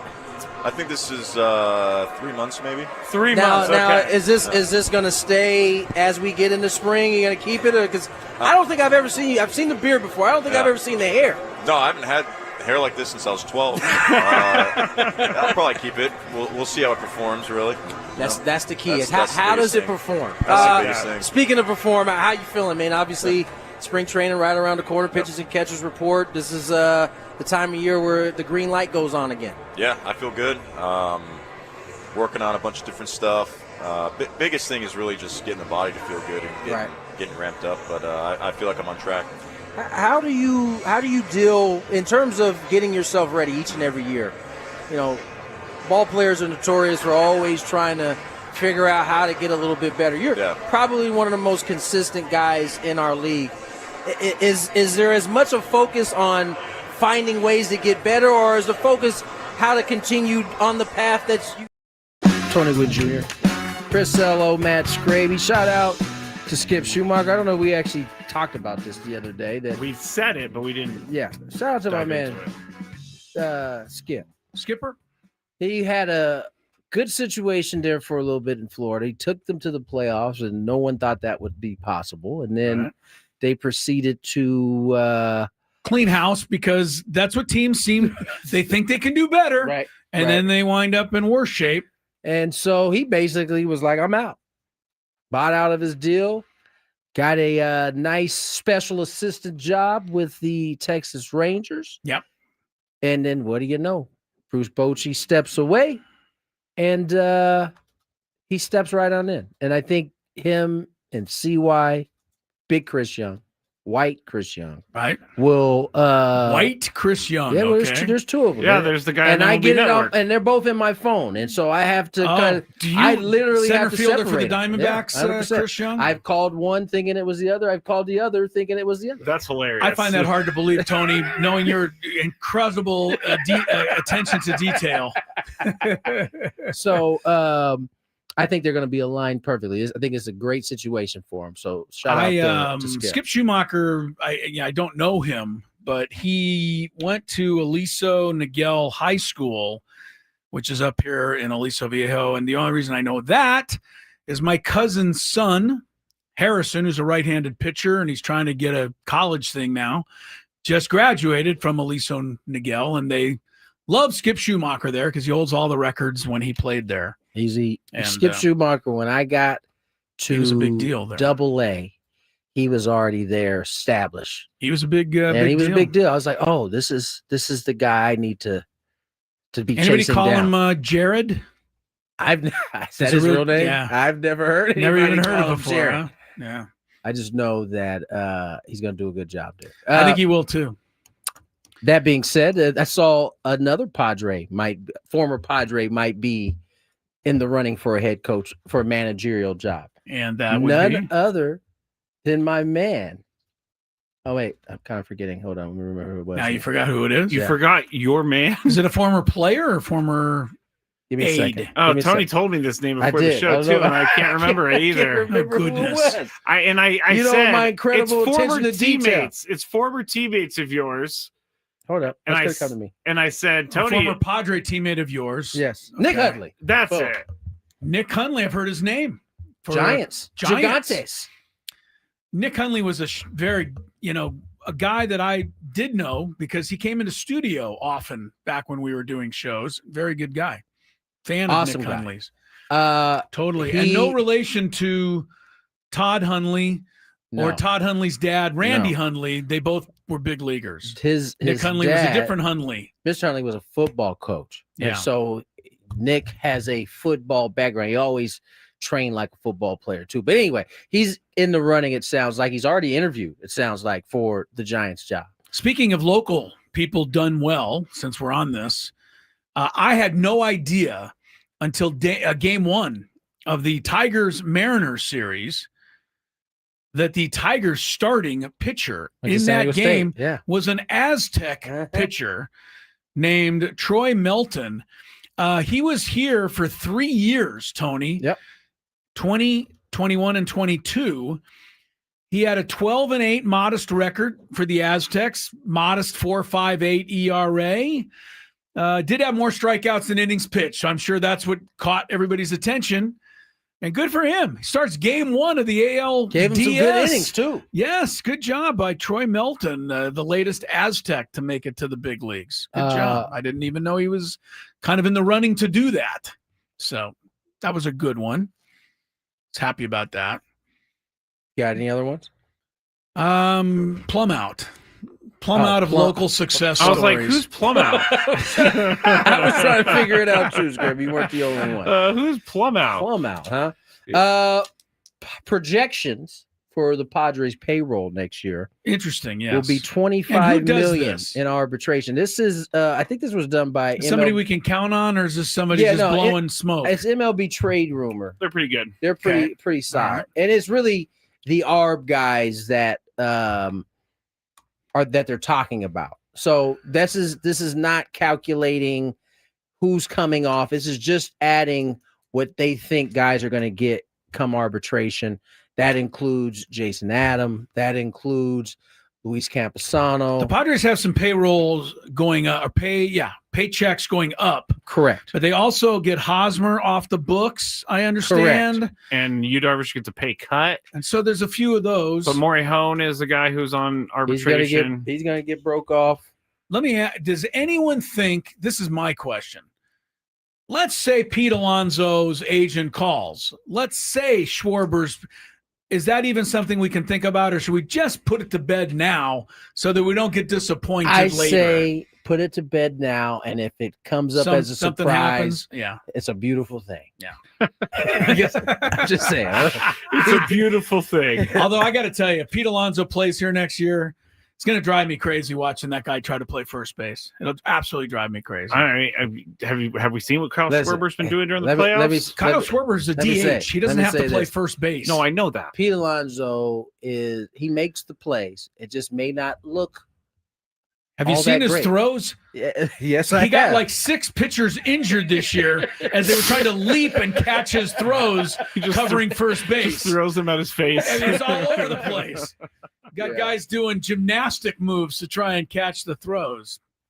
Anyway, I'll take them though, if that's what it comes down to. Do we think that the payroll?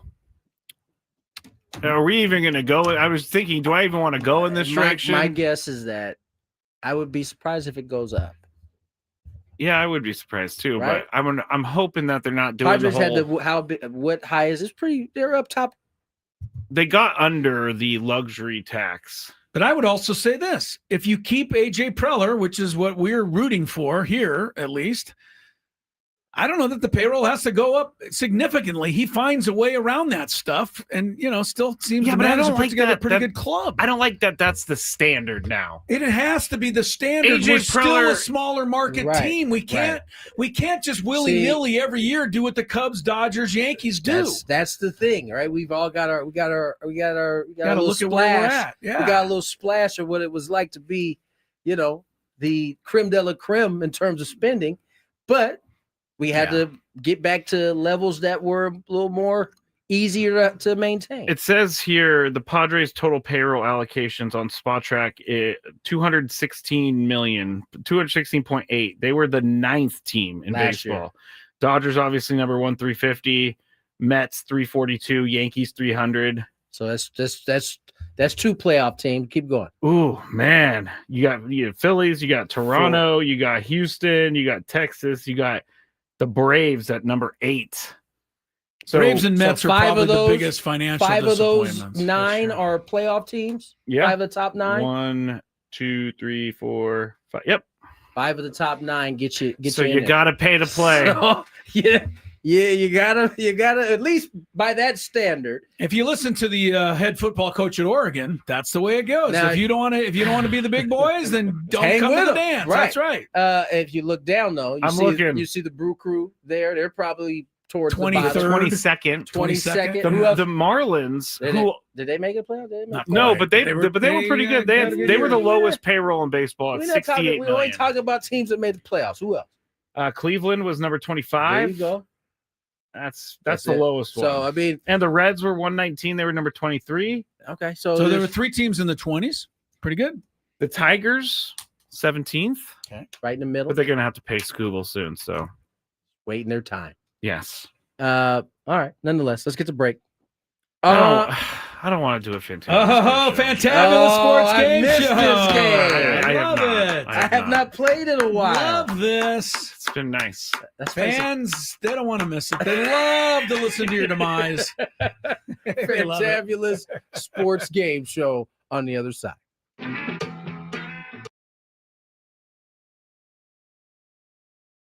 I actually got in trouble once when I worked at the bank for looking up a celebrity, and it was totally wrong on my part. Totally wrong. Looking up their account number? Just I searched their name in the account system, and Skraby, what is wrong with you?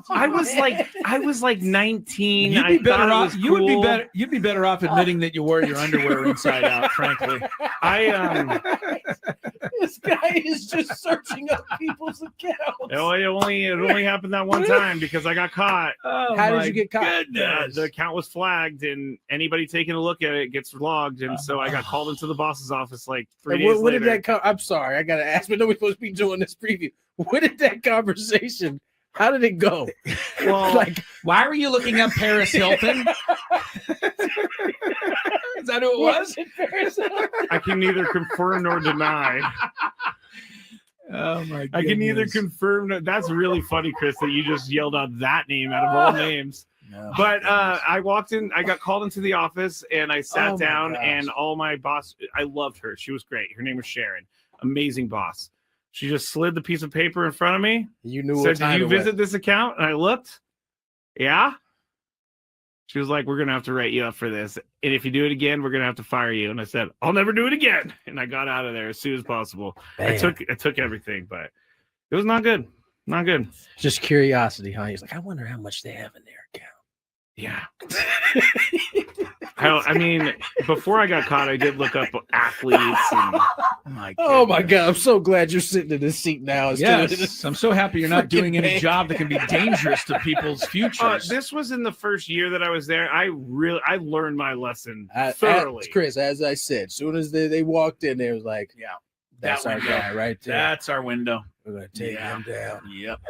Just lucky I didn't get caught for like, I can't even say. I'll tell you guys off break whose account I saw and how much money they had sitting in their checking account. And this was how long ago, too, by the way? 2009, 10. Way before I became a good person. Didn't Bank America end up getting in trouble? Or was that it was one of those banks got in trouble? All of them get in trouble for selling information. But I heard folks like you. I wasn't selling any information. I was just wanting to see what was going on. Curious. I didn't check their account activity, which I could have. Been like, oh, they bought this here. I'm going to go up there. You know, I'm not that creepy. Well, that's stock. Oh, yeah, you're not that bad. I'm not that creepy. This is amazing, by the way. We're supposed to be doing. How are we supposed to do baseball picks under these circumstances? We can't anymore. I think we gotta push it. You guys never did it. Well, I mean, no, Skraby, we didn't. Really? Okay. Like you work at a bank, you're looking at people's account information. That's unbelievable. It only happened for a little bit, and then I got for a little bit. I can't stop laughing at this because it is quite hilarious, Skraby. But you were saying that I may have gotten robbed or whatever. I actually did get robbed when I worked in San Francisco, and they're called quick change artists. How long did you work in the banking industry? 8 years. I was a teller supervisor when I finished. I was also the merchant teller, which took in around $150,000 in cash a day. Guess what? Always balanced at the end of the day. Yeah, I bet. But there was a guy who walked in. He had about $5,000 in hundreds, and he handed it to me. He said, "Can I get 50s for these?" And I said, you know, it's pretty annoying that he wants $5,000 in hundreds. In hundreds, and he wanted $5,000 in 50s. He just wanted 50s instead of hundreds. So I had to go get it from the vault. I come back. I'm starting to count it out, and then he's like starting to ask me questions as I'm counting it out. He's trying to and then what did I tell you, Chris? This is what I'm talking about. That window right there. Hey, this guy was so good that no one saw it coming. But so when I started getting mad at him because I counted out the 50s, he goes, "What are you doing?" I asked for 20s. And I'm like, what? You did not ask for 20s. You asked for 50s, bro. Yeah. I had to go to the vault to get those 50s. And as I was getting all mad and talking to my boss, he took the cash off the counter and put it into this folder that he had on the thing that the original 5,000 in hundreds. Yeah, well, he kept going like that, and then I was so mad, I just grabbed it and I threw it in my drawer. And then he was like, "You know what? I'm out of here." And he walked out. And then at the end of the day, $3,000. He got an extra 3 on you. $3,000. Yeah, he got $3,000. The thing about criminals like that, they can sniff out a mark really easy. I'm not a mark. You are 1,000%. I was actually the bank's dog. They got you for 3 extra. And that's the only time in my 8 years that I ever had anything happen like that. I'm sure there are people who've been there 8 years that never had 0 taken. Skraby, I got a 20 here. Can I get 5 5s, please?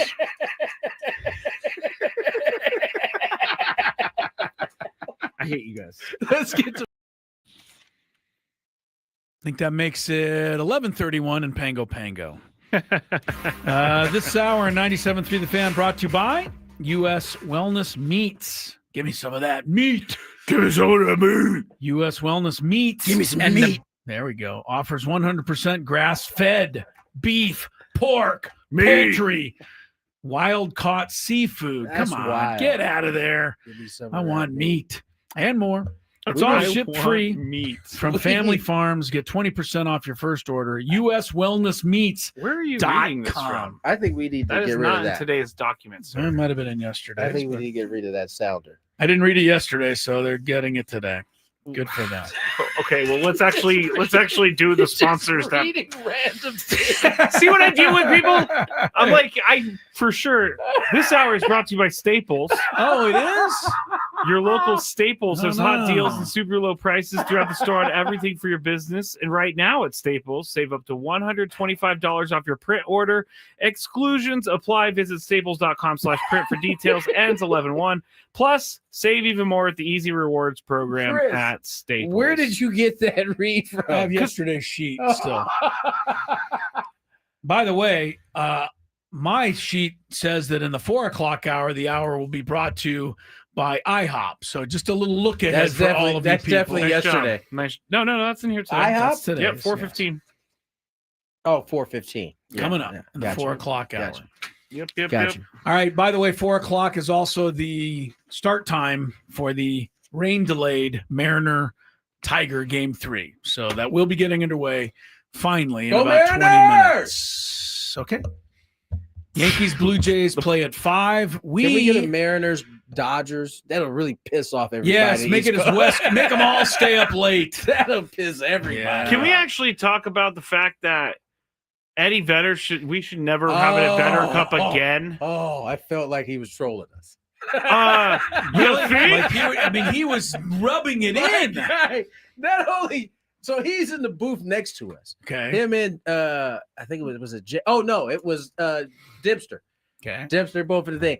And he clearly has been to the stadium and he recognized Jesse and I, and he finished killing the seventh inning, the seventh inning stretch. I mean, he killed that, and he kind of knocked on the window, gave us some through the glass knucks. Yeah. But he was there all 3 games, fully cubbed up. Yeah. And he's made as far as I know, he's made no bones about. He's just got caught up in this I whole think thing he that did, someone sir. else created. I don't think it's his fault, but I think it's time we take his name off it. I do. It was in full car. I don't even think he Full wants Cubs to be gear, on like- it. Yeah, It is very, very, very strange. that's a tough one right there. Didn't he though eventually design the trophy or the I think he did. plaque or something think or he the did. guitar or something? He's like, you guys want me to design this for a series I don't care about? Sure.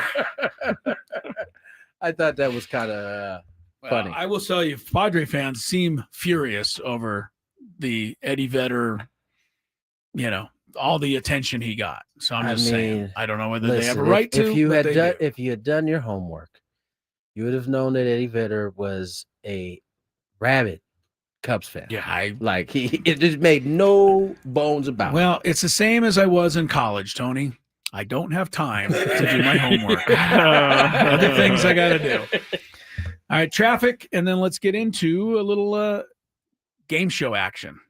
From the 855 Get Ross Traffic Center, protecting San Diego after accidents or injury, here's Kelly Danick.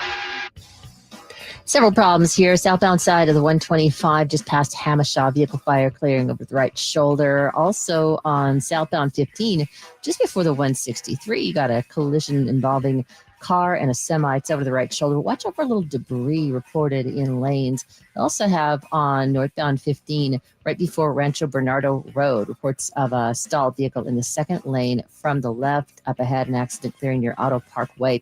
And in the Fallbrook area, northbound 15, accident just past the 76. It's in the center divide. Then up ahead in the Fallbrook area, got a collision past Mission Road. That's over to the right shoulder. I'm Kelly Danick with Gwynn and Chris, San Diego's #1 sports station, 97.3 The Fan. Hey, all you beautiful people out there, it's time to play one of our favorite games of the week. All right. We like to call it Ooh, I'm gonna go. Chris's Fantabulous Sports Game Show. And it starts right now on 97.3 The Fan. That's right. This is the show where Hungary is a nationally renowned country in Europe. I got into it with someone over the weekend about that. Many other little things. What'd you get into him about?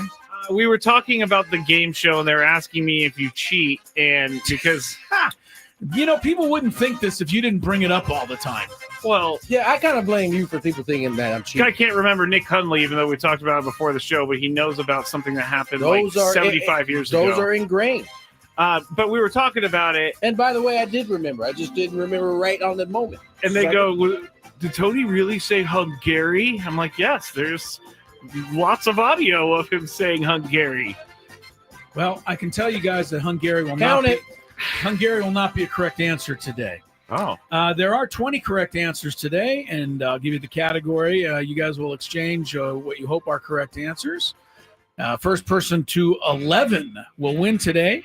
Or if you get 3 wrong answers, you get a strike each time. 3 strikes and you're out. All of you can play along out there. See if you can outdo Tony and Skraby. Today's category, you got to name the 20 baseball players who this year hit 32. That is the line of demarcation. 32 or more home runs. Simple as that. When I first set out to do this, I was going to do RBIs, and I thought, that's way too hard. So we go with the Skraby easier. might have been in trouble with RBIs. Yeah. Come on, Skraby, you play fantasy baseball. You should know this. I pay kind attention of to stats on a daily basis. Well, that should be That's up your why alley you should then. see him then all the time. So I don't want It should be anyone- like popping you in your forehead. 32 home runs is the line to gain. Skraby, you want to go first? Yep, always. All right. I'm just going to go. You sure you don't want me to go first? No, I'm good. Okay. Ohtani. All right, you're on the board. 55 was his number, in case you're wondering. I believe it's up to Tony's turn now. How Tony about Gwynn Jr.? the possible MVP, Kyle Raleigh? Oh, yeah. I don't recognize that name. I do recognize the name Big Dumper. I'll always remember that one. Tied at 1. Scrape.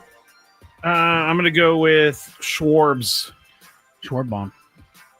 Schwarbaum, by the way, not only hasn't hit a home run yet in the series, I think he's in an 0 for 20-something slump right now. They need him quickly. All right, 2-1. Tony, you want to get the other obvious one out, or you don't have to? There's 4 really obvious ones, of course. Eugenio Suarez. That's who I wasn't talking about, but he did hit 49. Eugenio, who's also in an 0 for 21 slump right now. Mariners would like him to break out of that a little bit. All right, we're tied at 2. Scrabe. You can have some of your stars in the early go going, cold, but you can't have all of them go cold. We're in the early going. What you got? Scrabe? I'm going to keep taking the big boppers, Aaron Judge. Yep, Aaron Judge, 53. Judge, 4th 50 home run season. Really amazing. McGuire, Sosa, and I think might have been one other guy. Not many have had Babe Ruth, I think, are the only ones that have had 4 times over 50. All right, 3-2. Now we got the top 5 out of there. Tony. It gets a little difficult. This I guy think some of the names on this are some tough. Seasons. We're All going to be right. having this 500 conversation before Soon, we know you're it. saying? Okay. Juan Soto. It's correct. 43. 43 of them boys. Yeah, 35 stolen bases. I better put some respect on that man's name. I don't know how many balls he kicked in right field. Not as many as he hit over right field. Good point. Probably true. All right, we're tied at 3. 14 correct answers. Still in the early going. Scrabe. This guy's been my answer a couple of times this year. Ketel Marte. Ketel Marte is not correct. That is the first strike of today's game. He was hurt for a while. He didn't have over 30 home runs? 32 is what you're looking for. He And did what did not he hit? have 32 home runs this year. He had I'm looking for 30? the list, but I haven't found it yet, but he's not on here. I can tell If you Tony that. was surprised, that means I get a point. Thank you, Tony. Thank you, Tony. Who said that I was surprised? You were like, oh, No. I can't believe that wasn't No, on the I board. don't think you You heard should that. go ahead and give Skraby a point anyway. I don't think you heard that, buddy. Ketel Marte did not make it, Scrabe. I'm sorry to tell you. That is a. I'm stunned by this. I did not expect for There's this to be the, wrong. sound. I did not expect for it to happen. That's the correct sounder right there. That is the sounder. All right. Next up. Let's go to the guy who idolizes Manny Machado. Junior Caminero. I should have used that earlier. A lot of people thought that was a cheap season because he hit them in the minor league ballpark, or many of them. I don't know if that's fair to do to Junior Caminero. It's not. 45 is still 45. But it was in a AAA ballpark. Tony leads 4-3. Scrabe, going to want somebody actually 32 or more home runs. Why is it 32? That's the number, right? So 31, Thank 30. you. Thank you. Then 31 and 30 did not name. work. I know none of the Padres did it, so I will not be guessing them. Oh! Rafael Devers. But you didn't know because Boston and San Francisco. Okay, no. I'm just kidding. I was about to lose my mind. He had 18 for Boston, 16 for San Francisco. Didn't count. I was going to lose. He was going to come over the table at me on that one. 35 for Devers. Correct, Scrabe. Good job. 4-4. Skraby does have a strike. What would a home run list be without the polar bear? Polar bear at 38. I held him too much. Mm-hmm. Polar bear at 38. I'm going to be honest with you. A lot of the rest of these names are not necessarily household names. You got to follow. Ooh, I just thought of one. Baseball. I did too. We do have the MLB Network on the TV, so that may help you jog your memory. But right now it's though. 5-4 Tony, 11 left. It's great. Guys with 32 or more home runs. I'm looking forward This to is saying not this. my guess, but It's not your guess. not Manny why- Machado's friend, Sal Stewart. No, not Sal. Sal had a lot, though, in a short time. Sal can All right, play. let me try this one. I have no idea if this is right or not, but I heard his name a ton this year. Riley Green. Riley Green. What teams did he play for? Tigers. Scrapes? Oh, very good. 36. It's on the list. Jeez. Okay. Okay, Jacob Mizorowski. That was fair 100%. play. The guy 100%. went crazy After the Brewer third inning. pitching after he retired the third inning yesterday. I Lost think he his forgot mind. that the game was still going on. We win. That is really funny. Jacob, calm down. Get in the dugout. Take a pill. Tied at 5. 10 left. 10 down. 10 to go. 10, you've heard of these guys, but it's not, I don't know they're going to all jump out. Oh, Tony. I'm going to take great pleasure in naming this next one. All right. Someone who you San Diegans love to hate. Yes, they do, and they should stop. Trent Grisham. Trent Grisham is on the that's list. a good one. That's a good one. 34 With homers the this Raleigh year. Fingers mustache. He was very nice to us. Every time we asked, he came on the Always. show. He was always a good guy, but he did strike out a lot. Hey, but he had that one playoff run. Yeah, 34 home runs this year for the Yanks. He actually did have a World Series run too last year. All right, 6-5. Balling. Scrape, you have a strike. You got 9 correct answers. You need 32 or more home runs. What about a guy who is not very good defensively, but can hit? Yeah. Okay. Who are you talking about? Teoscar Hernandez. Teoscar. I think he's short. He only had 25. Really? Yeah, they put it up the other day. I was shocked. That is shocking. Seems like he's got 25 this week. Stop with your stuff over there, Tony. Tony's like being all surprised. I honestly almost got thought that one, dog. I thought Teoscar was going to be there. I thought maybe, but no good. That's what they Strikes call for you, Scrape. recency bias, is what they call that. Tony with a 6-5 lead. Skraby on the doorstep with 2 strikes. Bounce back year for this man. And He's got his team up 2-0 in the playoffs. He does. How about Mr. George Springer? Springer Dinger. Springer Dinger. Also, I didn't know this, but I heard it. Springer led all of baseball, everyone in OPS after the All-Star break. That includes That includes Shohei. That includes Judge. Springer was the best slugger. He had 32 home runs to barely make this list, but he's on it. Tony leads 7-5. Skraby, you got 8 correct answers that'll keep you alive here. There's one sitting right in front of me. I got to do this because he'll get so mad, and it doesn't matter. One of these guys is on your fantasy team. You talked about him all season. It drove me crazy talking about him. Thank you. Nick Kurtz. Yeah, I got to give you one. Nick Kurtz is right here. 36. That's so whack. A little help. Nah, he don't need no help. Whoa, Tony. He hit 4 home runs in one game. Did you guys know that? Yeah, you didn't even know it. He was on your team. You didn't even know. I completely forgot about him, to be honest with you. That's ridiculous. Thank you for that, Chris. Now, if Skraby comes back and wins, you can file an inquiry. I don't believe this game is under protest. Yeah, it's already under protest. All right, your turn, Tony. How about Byron Buxton? 35 for him. You don't need any. I could help Skraby the rest of the way, and it wouldn't matter, Tony. I don't think you're going to miss one. 8-6. 6 left, Skrabe. I don't have any more clues for you, so That's fine. off you go. He said, that's fine. See, I'm not sure about this Oh, one, yes. but I do know he hit at least 30. I'm might not have. sure if he got to 32. Oh, it's a question. Can I turn there? No, I've just turned off his mic. You turned my mic? No, Tony's.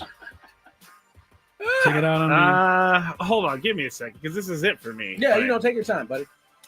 Take your time. Hey, Skrabe. Skrabe. Skrabe. Wow. Julio Rodriguez? Wow. Is this what we're doing now? Julio Rodriguez? I don't know. Are you asking or telling me? Julio Rodriguez, Chris. Really good, Skrabe. Over here. He's on the TV screen right now. Wow. Honestly, I thought about him, but I No, didn't think he got there. I didn't think he got there. You didn't think about him No, at I all. did. I just didn't think he got there. We don't believe you. I promise you that. Scraby putting the pressure on, All right, Tony. that's fine. Chris, is your neck okay? I got this. I Is your told you I neck golfed okay? today, and it's a little tight. Oh, okay. A little tight. Wow. I'm sorry I about never that. thought I'd see the day. I never know. thought I'd see the day. I feel sorry for him. Why? Thank you. I don't know. Thank you. Go ahead and put Joe Adele down. For Joe me right Adele now. winner. Would have Tony, never you're got not that gonna miss one. any Would anyway. have never got that one. 37 Yeah, for Joe baby. Adele. Tony is incredible at this, really. All right, 9-7. I really Scraby, wanted got Junior no help Caminero left because for you. it would have made me look kind of smart. Got That- 4. that All would right, be nice. here's the guy that got at least 30, 4 answers left. but I don't know if he got to 32. Francisco Lindor. That's Nope. going to be Game time.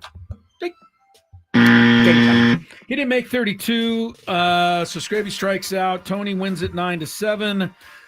Tony, you want to just get the other 4 or just show how smart you are? Are you going to get all 4 of these? I don't know if you're going to do that. There's your dancing music, so you can enjoy your victory. It's up to you. I mean, Tony. the really only one I had was Julio Rodriguez, and Okay. and you over there. All right, well, I'll give you guys a little No clue. help. One of these guys homered against the Padres. There was a billion people. No, in the playoffs. Oh, in the playoffs. Oh. Michael Bush? No, yes, Yes. And another one homered against the Padres in the playoff. Right. Seiya? Seiya Seiya Suzuki. They yeah. both got 32. Bush had 34. The other 2, one guy hit a grand slam against the Padres this year, and everybody wanted to trade for him for a while. We never got him, but his name came up a lot. Taylor Ward. Oh, 36. yeah. And the final guy, I don't really have any good clues for him, but he has a great last name. Vinny Pasquantino. Sasquatch, right? Is that what Yeah, they call him? 32. Pasquatch. Pasquatch. It's not Sasquatch. Every time he hits a home run at home, they have a Sasquatch that Which goes walks running out across on the board. field. Yeah. Those are the ones you didn't get, but Tony wins. He's What's remains new? champion All right. of the Fantabulous Sports I Game think it's Show. time for us to end that game. I don't think It is so. never going to be time to end It's that a great game. Never going to be time to end that game. Unless, I'll say this, if the listeners want it ended. Oh, I'll listeners, put do you in want their it hands. ended? Chat. No, they're not going to want Chat, it do you want ended, it to Chat, do you want it to end? No, they don't want it to end. They don't They want love it to to see end. you go down week after week after week. It is week after week after week. Your chance to win stuff and trivia with Chris First of the Fans, 833 288 0973. Eagles fly into the Big Apple to face Jack.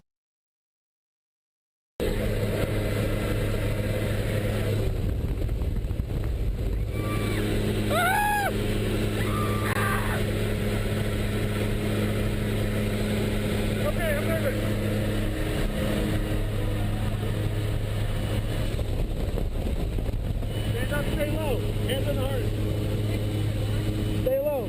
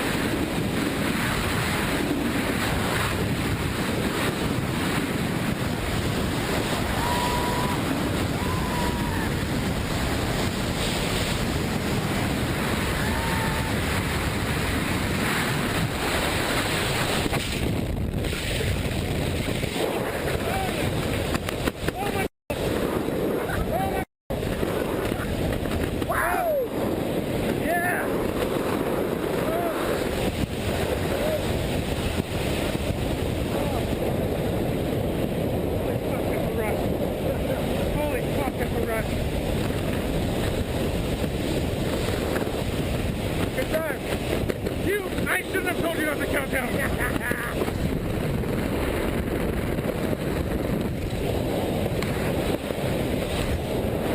That was pretty fucking awesome. Okay, take goggles down to your neck. We're crash landing, huh? What? We're gonna crash land. More or less.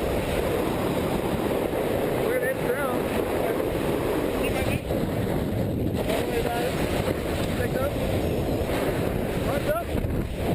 Right on all the way down. Right the brake. All the way. Here we go. Up there.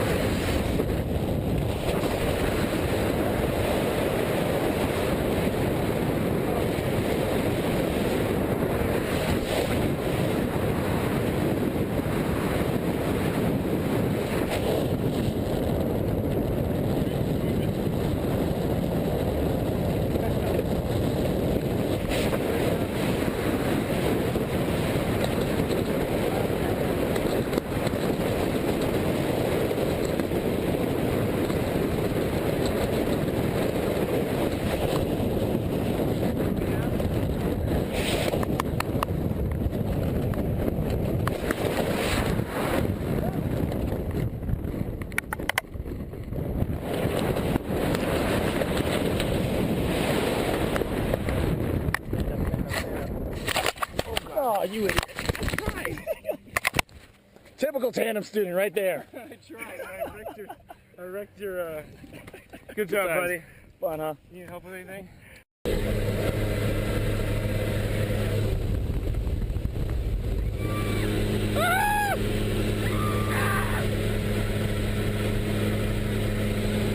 Okay, I'm nervous.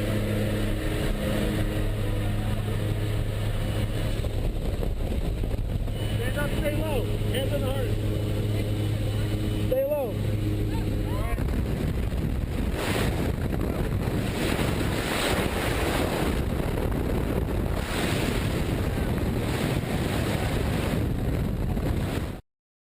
The fans 401 on the dial. Tony Gwynn Jr. Chris Ello, Matt Skraby, 2 hours in, 2 hours to go, and you have your chance to take down Mr. Ello, the sports encyclopedia known here on Gwynn and Chris. Right. Skraby just suffered his, I don't know, we're probably moving into the hundreds, huh? Loss of his career in that. We've probably gotten close to 100 losses. No, No, we have not played that game 100 times. I'm just saying we were playing it during the pandemic.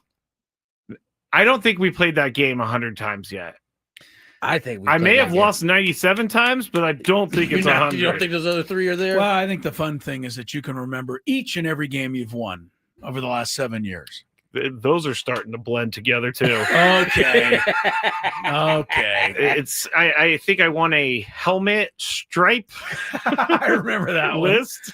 The helmet stripe when you did win. There was a lot of controversy there, but you did win that one. Yeah. Anyway. Too funny. 833, because I know Chris didn't quite get the number out. Yes, he still doesn't know it.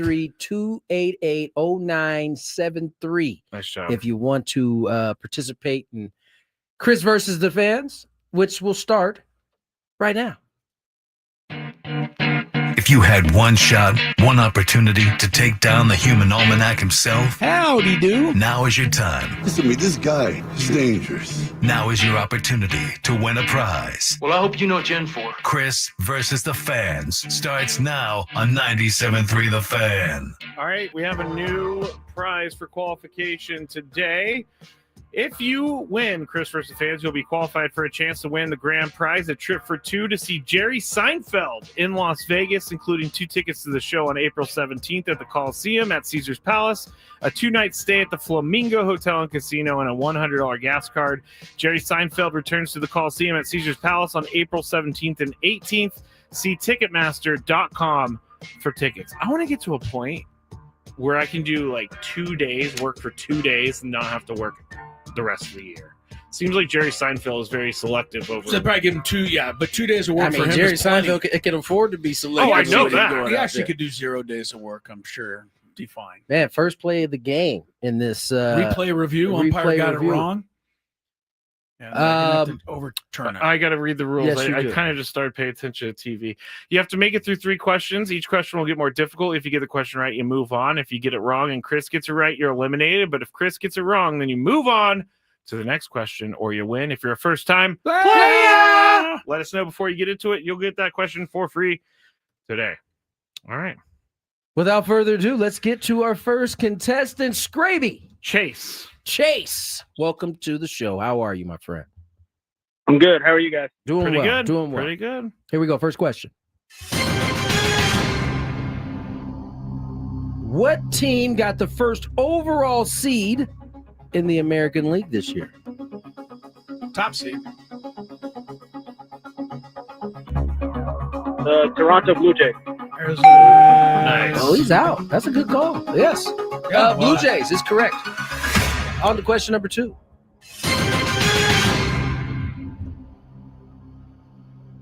Who struck out the most in baseball this season? Hitter. What hitter? Yes. What offensive player struck out the most? Was it Ellie De La Cruz? Ellie De La Cruz. I had a few. He's much better with the strikeout. Not this year. the leader. Yep. I think can I say something about him real quick? Mm-hmm. I like when I see young dudes like make an effort to change something. Make an effort not to walk back to the dugout so many times. And he was doing all. I mean, his second half of the season wasn't great for him, but I appreciated seeing this dude like spread. I mean, he was trying everything just to put the ball in play. Sorry, Chris. Go ahead. My answer is probably at least this guy. Yes, he guessed wrong. He guessed Ellie De La Cruz. Yeah, so I get a chance. Sorry. This guy was ahead late in the season, but I didn't get a final. But if I'm right, he also is somebody that's going to have to change or he's going to lead the league every year. James Wood. What? Wow. That's the guy that the Padres traded. Oh. Wow. Yeah, I'm sorry, he was way Chase. up there. Sorry, Chase. 221. Yeah, he struck out a lot. Is that what's the record? He's getting close. I think Reynolds had that record. Mark Reynolds. Yeah, not He Harold. did it like he did it. I think he might have did 3 or 4 consecutive years in a row. Ellie De La Cruz had 218 strikeouts last year, 181 this year. So Yeah, he dropped it by that's nice. Yeah, that's nice. good. Yep, go ahead. We need a new contestant. Oh, yes, we do. And let's go to Thomas in San Diego. Thomas and SD, welcome to the show. Hey, good afternoon. Hey, Chris, please don't ever stop the game. It just shows us how brilliant Tony really is. And well, never mind. Yeah, no, we get the gist of See it. you, there. Thomas. Never mind. See you, Thomas. All right. Sorry, Skraby. I love It's you, okay. brother. It's okay, Thomas. James Wood, I just appreciate to it, clarify, guys, Mark Reynolds all-time single-season record 223. Adam Dunn second, 222. Oh, he was right James there. Wood third, 221. Man. So, all right, off we go. Question. Was this one? Yeah. Number 1. Skraby, you really dug deep on these ones, but I must say. What team is leading the Yankees Blue Jays series? It's a question number 1. What team in the Blue Jay Yankee series is beating the Yankees? Okay, maybe that one was a little. Maybe that one was a little stupid. What color is an orange? Well, there's a couple different answers. Oh, question number 2.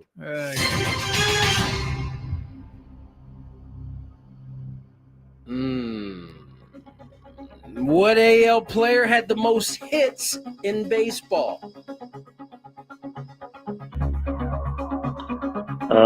I'm going to plead the fifth, and so I don't give Chris any. I love that the strategy has evolved over time. It definitely has. It does. Oh boy. He gives you nothing to work with. Nothing. American League, I did get that to work with. Yes. But I don't know anything about American League hitters. I don't. I'll guess Bobby Witt Jr. I don't, but I'll just guess the because right he's answer. such a jerk. I'm Sorry, glad I got it Thomas. right. I'm Sorry, really glad I Thomas. got was it right. really Since you had to cheering say for you, that. Thomas. Blame it, Thomas, blame it on Skraby once again. No, I mean, Guess who had the tied for the second most hits in baseball? I don't know. Luis Arraez. Yep, I did he? didn't want to say that, No, but is you he know. second? Which let's. I guess maybe because he had so many more at bats, which What? is. I'm saying if he had the second most hits in baseball and he hit 292, where did the rest of the average go? What do you mean? Where did the rest of the average go? Because he always leads in hits and he's one of the top hit getters, but he's not hitting for average, which doesn't make any sense. Dude, dude, you please stop saying that. 292 was what in the league? Third?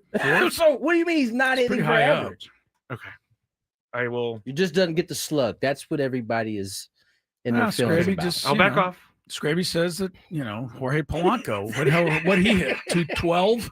Jorge Polanco. Just because he had 2 home runs yesterday, all of a sudden Polanco's going to the Hall of Fame. I mean, it's ridiculous. Well, I just like it when you tell me that players are bad and then they're not that bad. Can we finish our Polanco hit 265 with 26 home runs. I never said he was bad. I said I wouldn't trade him Chat, for a rise. help Everyone me. else said they would. You gotta lean on the chat. All right. Can we get another contestant, buddy? Chat. Oh, yes. Please help him, chat. He needs your help. He needs your help desperately. Let's go to Dylan in Escondido. Hello, Dylan. What's up, boys? Hi, Dylan. Represent North County. Let's go. First question. Good luck.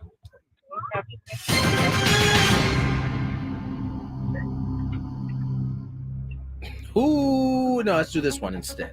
Which MLB team is currently the 6th? Oh, wait, no, we can't use that Sorry, one because that's that old. That's happened old. before the playoffs started. Yeah, my bad. So we'll go with this one. Question. It was going to be a trick question. Who is the Patriots' starting quarterback? Uh-oh. Not like much of a football fan out there.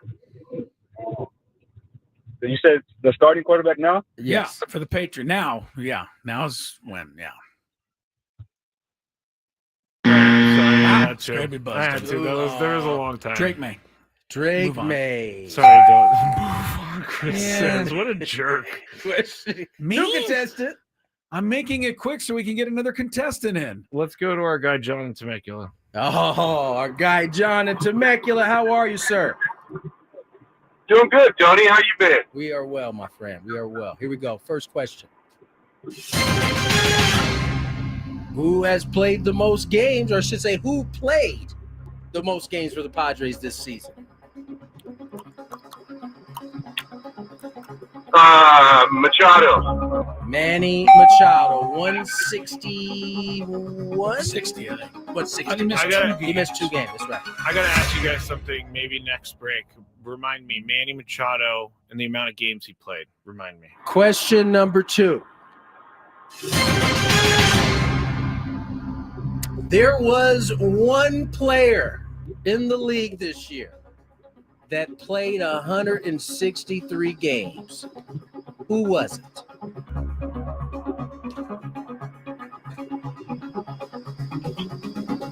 Oh, boy. I have to ask myself if Chris knows this one. I have no idea. I have a guess, but when I do that, I always lose because he knows it because of my guess. You know what I'm saying? So I'm going to just defer. Buzz me. Let's see if he knows. All right. I want you to guess because I know. So why don't you guess? Ah! Do you actually Now know? you tell me. Okay. Go ahead. You get your guess. I'm giving you a guess. Take your guess. Okay. Ellie De La Cruz. No, L.A. De La He did Cruz. play 162. Did he? Yeah. Well, the only way you can do this is if you're traded And you in give the up an middle of off the day. season. Yeah. You got to be on two different teams. It was Devers was the answer. Raphael Devers. Sorry, on the John. last Good one. It's all right. Thank you, John. All right. We're at 412, buddy. All right, we are going to do tiebreaker. Tiebreaker. Who is our? Okay, let's just do Ellie De La Cruz. He's already up on my thing. Or actually, you know what? Jorge Polanco is up on my thing right now, so we're going to do Jorge Polanco. He's got a 12-year big league career, Chris. Yes, he does. All right, let's go to Hector. Hello, Hector. Yes, Do you know how the tiebreaker works? sir.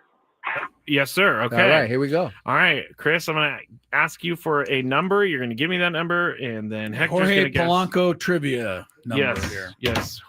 Hector's going to guess whether or not the actual number is higher or lower than what Chris guessed. Chris, how many home runs has Jorge Polanco had in his career? In 12 years? In 12 years. 150. 150. Hector, is the actual answer higher or lower? 12 years, so you're thinking, hold on, I'm trying to do the math. You get 24. I'm going to say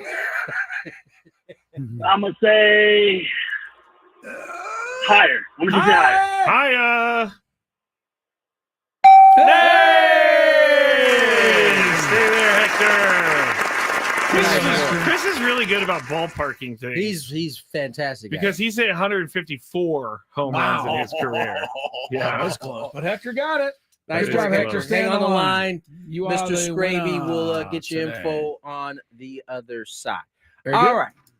I have a question for you guys. Oh, wait. Okay. Ask your question, then we'll go to break. Maybe we should go to break and then you ask your question. I'll ask the question, then we'll go to break. Like I said, go ahead. Manny Machado played a ton of games this year, trailed off near the end. Do we think he needs to play less games next year?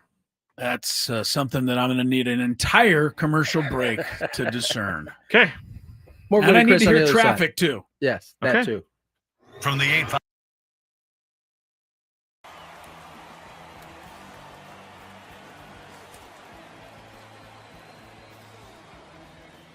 And now, the challenger, representing the San Diego Padres, number 20, Kyle Higashioka.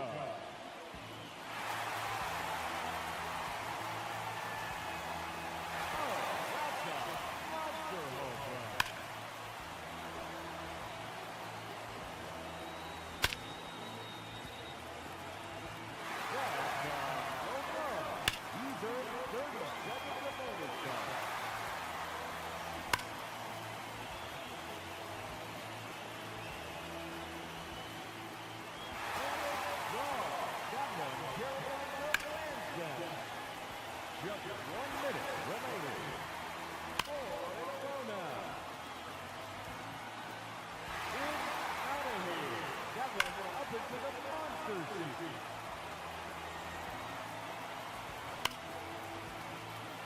Another home run.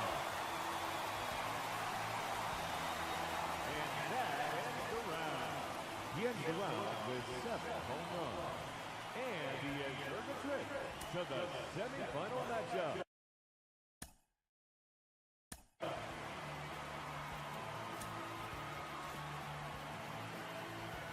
Now the challenger is a semifinal matchup. Number 20, Kyle Higashioka. No doubt about that one.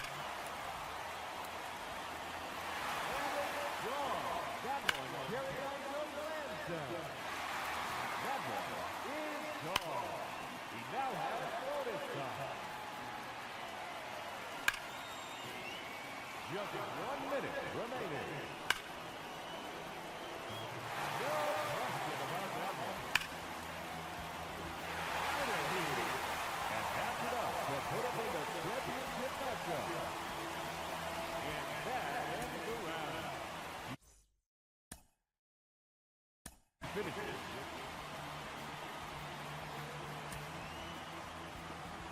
Let's see what he can do. And now, the challenger in this championship round, Kyle Higashioka.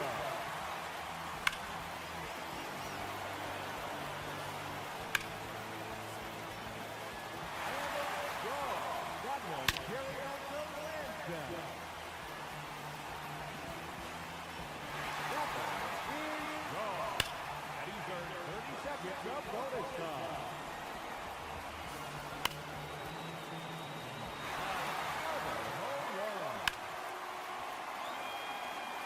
Just 1 minute remaining. That draw off the right pole.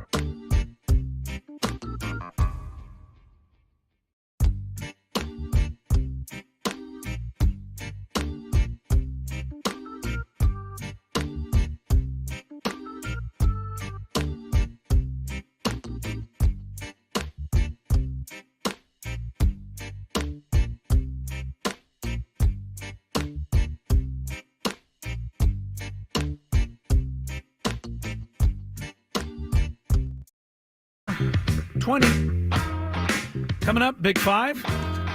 Keep you up to date on the baseball. The Mariners, Tigers. Game was delayed by 3 hours. Supposed to start at 1 o'clock. Started at 4. They are underway, though. Top of the second inning, no score. Yankees and Blue Jays get underway shortly. It's a day off for the NL series. Going to answer your question, Skraby, about whether Manny was too tired in a minute. But I got to throw this out there, Tony, because one of the real highlights of my sports calendar every year, and they never disappoint, is the Aztec basketball team. And we got 10 days until they play that exhibition game against UCLA at Viejas Arena. That's right around the corner. And I know it's, yes, an exhibition, but people are pretty excited about going to Viejas Arena and watching UCLA play. Speaking of that, yeah, we very well may be having Coach Dave Velasquez on here. Yes, this let's week. Get him on. So I love it. We are getting close to that time. Yeah, I love it. They're going to play UCLA on October 17th at VA. I don't know how many tickets are left, but I would, check into it if you want to go see it. USD is an exhibition on the 29th, and then 4 weeks from today, which you'll get here before you know it, season opener against Long Beach State.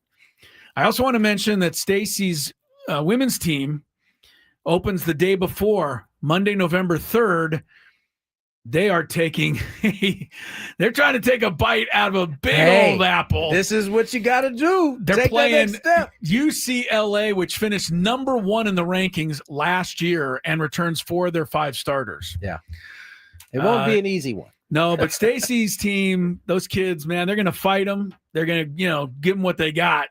And they won the championship, as we know, last year. So she's coming off a great season as well. So I'm looking forward to both of those. Can't wait for this year. all those basketball kids, San Diego State and, USD, UCSD. They're all, USD has a new women's coach, and they're pretty excited about that. They got a lot of – I know we don't give a lot of, because you're anti-Torero. But they have some really nice new digs over there. Did you hear about? Got nice digs. No, over but there. they built a whole new workout complex. USD. I'm just saying. Well, listen, shout out to my guy Brock Ungridge, who is over there doing his thing as a men's baseball coach. Okay, and that's about as far as I go. That's as far as you go. I know, but I'm just telling you, USD for That's you. about as far as I go. For you Torero fans, I know they've done a lot of big time athletic stuff.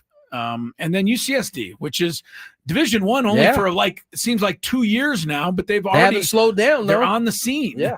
And their basketball was in the NCAA tournament, as we remember last year, but it's going to be tough to do again this year. Because remember, their coach left to New Mexico. All the players left. Oh, that's right. So they got to replace So we get everybody. now we went from, enjoying the coach there at UC. Right. Now we got to beat his head in now. Now we'll have That's to beat just the him way with New Mexico. But anyway, Dutcher and company, I know they're already practicing, and I know Stacy's kids are practicing. And it's gonna Have be you been another down to fun a practice basketball yet? season. Of course. Yeah. Yeah, I love to go down and hang out and try to I stay noticed late. that they got. I see the two young ladies that came up. Naomi and Nat. Nat. Yes, yeah, they're back. Their faces are plastered up quite a few places. Well, they don't have any returning upperclassmen.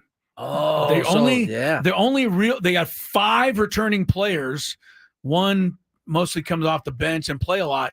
The other 4 were all freshmen last year. They all stayed to come back this year as sophomores. They're like the long standing. They're the nucleus. They're the now. nucleus Yeah. of her team. So it's going to be interesting but fun. And then their practice ends. The men start, and then it's a whole nother sport begins. Because when you watch Magoon Gwath play basketball, it doesn't look like anything else you've ever seen. Right. It's just so crazy to me. I mean, 2 possible NBA guys at least next year. I don't want to. Compton is going to continue to Farrell sound Compton. like he sounds like he's I progressing. don't want to put. I've seen John Rothstein. I've seen many others, guys that are pretty into this college basketball that have no reason to say so, and they've And all usually said that, don't, by the and way. usually don't. They ignore us. They have said that San Diego State can't help but be great this year I've heard in the men's same basketball. So Looking forward to that. can't wait. All right, Manny. Was he tired, Tony? You saw him every day. Let me set this All right, up. you just want to set it up. All right. Because the How way you want to set it up? well, straight? the way he goes, is he tired? Makes it seem like I'm an idiot. So Well, that's okay. yeah. I don't think Manny was actually tired, but I do think that he is 32 years old now. Yeah. And he is not getting any younger, but he played 159 games last year, 145 at third, 14 at DH. He didn't miss one until the last few weeks of the season. Yeah. And Right. so, and this is the 3rd most games he's played in his career. He's played 162 twice, but with the Padres, this is the most he's ever played. So I just got to look at his numbers. The first half and the second half. First half, he hit 292, 17 home runs, OPS 841. Second half, he hit 250, which isn't crazy bad or anything like that. 726 OPS. But in August and September, well, August was his worst month by far. 222, OPS 590, only 1 home run and he struck out 29 times. So August was his worst month. My question is, do you think they need to adjust his third base workload as the season goes along? I know that he likes to post. I know that he can post. But as you get a little bit older, things need to be adjusted. This is why I can't stand y'all in these numbers sometimes. I need you to go back to 2 previous years, and I want you to see what he started at in April and May. And then look how he finished. Let me see. All right, let's go back to those couple years. The other thing is, I also recall there being a lot of angst as the Padres were kind of struggling to like get wins. Aren't we trying to win this division? What are we doing here? Could you imagine if my man had set out 3 or 4 games in the middle of that? You're probably right about that. People would be pretty They'd upset. be pretty upset. And I'm not saying that anyone's calling for this. I know nobody is. It was just a conversation. We doing our thing here. I think Manny typically starts really slow, gets off to pretty slow starts. And then by the end, he catches fire. This year, it was kind of the reverse. Yeah. He got off to a crazy hot start.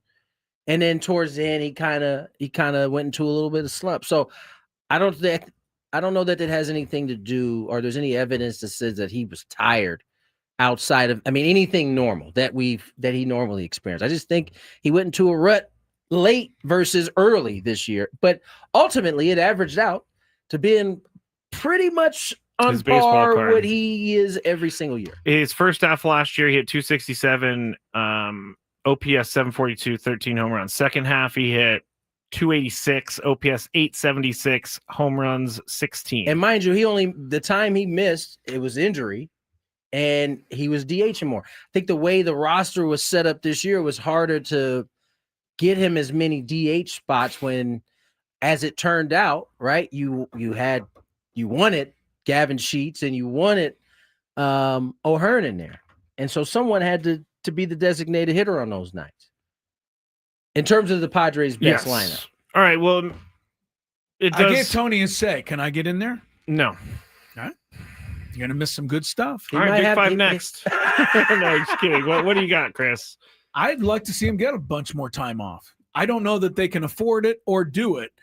I think we all like to see him get some more. I don't know. Because I just don't think it can hurt if he only played 145 games or 140 next year. I don't know they can do it. It certainly would be harder getting him to accept sitting that many games. But, maybe he can do what we know Blake Snell does. Go on the faux pas DL or IL for a couple of months, and we'll see you August 15th. That is not in his DNA. I know. He would lose his mind. I know, but it is annoying me how fresh all these Dodger players all of a sudden look right now. I know Tony's rolling his eyes at both Tony of us, is, but that's fine. I'm going to stay with it. I'm going to stay with it too because it is really annoying. It's so lame. It's so lame. But I'll admit the lameness, but I'm sticking with it. Lame. All right, Tony, let me put it. We were talking about the show or about this before the show. Let me put it into Lakers terms for you. Okay. So throughout he knows we had this conversation, and I was explaining the script. You know what? We probably should wait to the other side to get into this conversation. Sounds good. Big Five. Oh, by the way, I have another controversy, guys. Has to do with Trevor Hoffman. I will tell you on the other side. I know. I saw it. I saw it. Both of you kind of have a weird disposition. I thought about it. Okay. More Gwynn and Chris on the other side. Gwynn and Chris on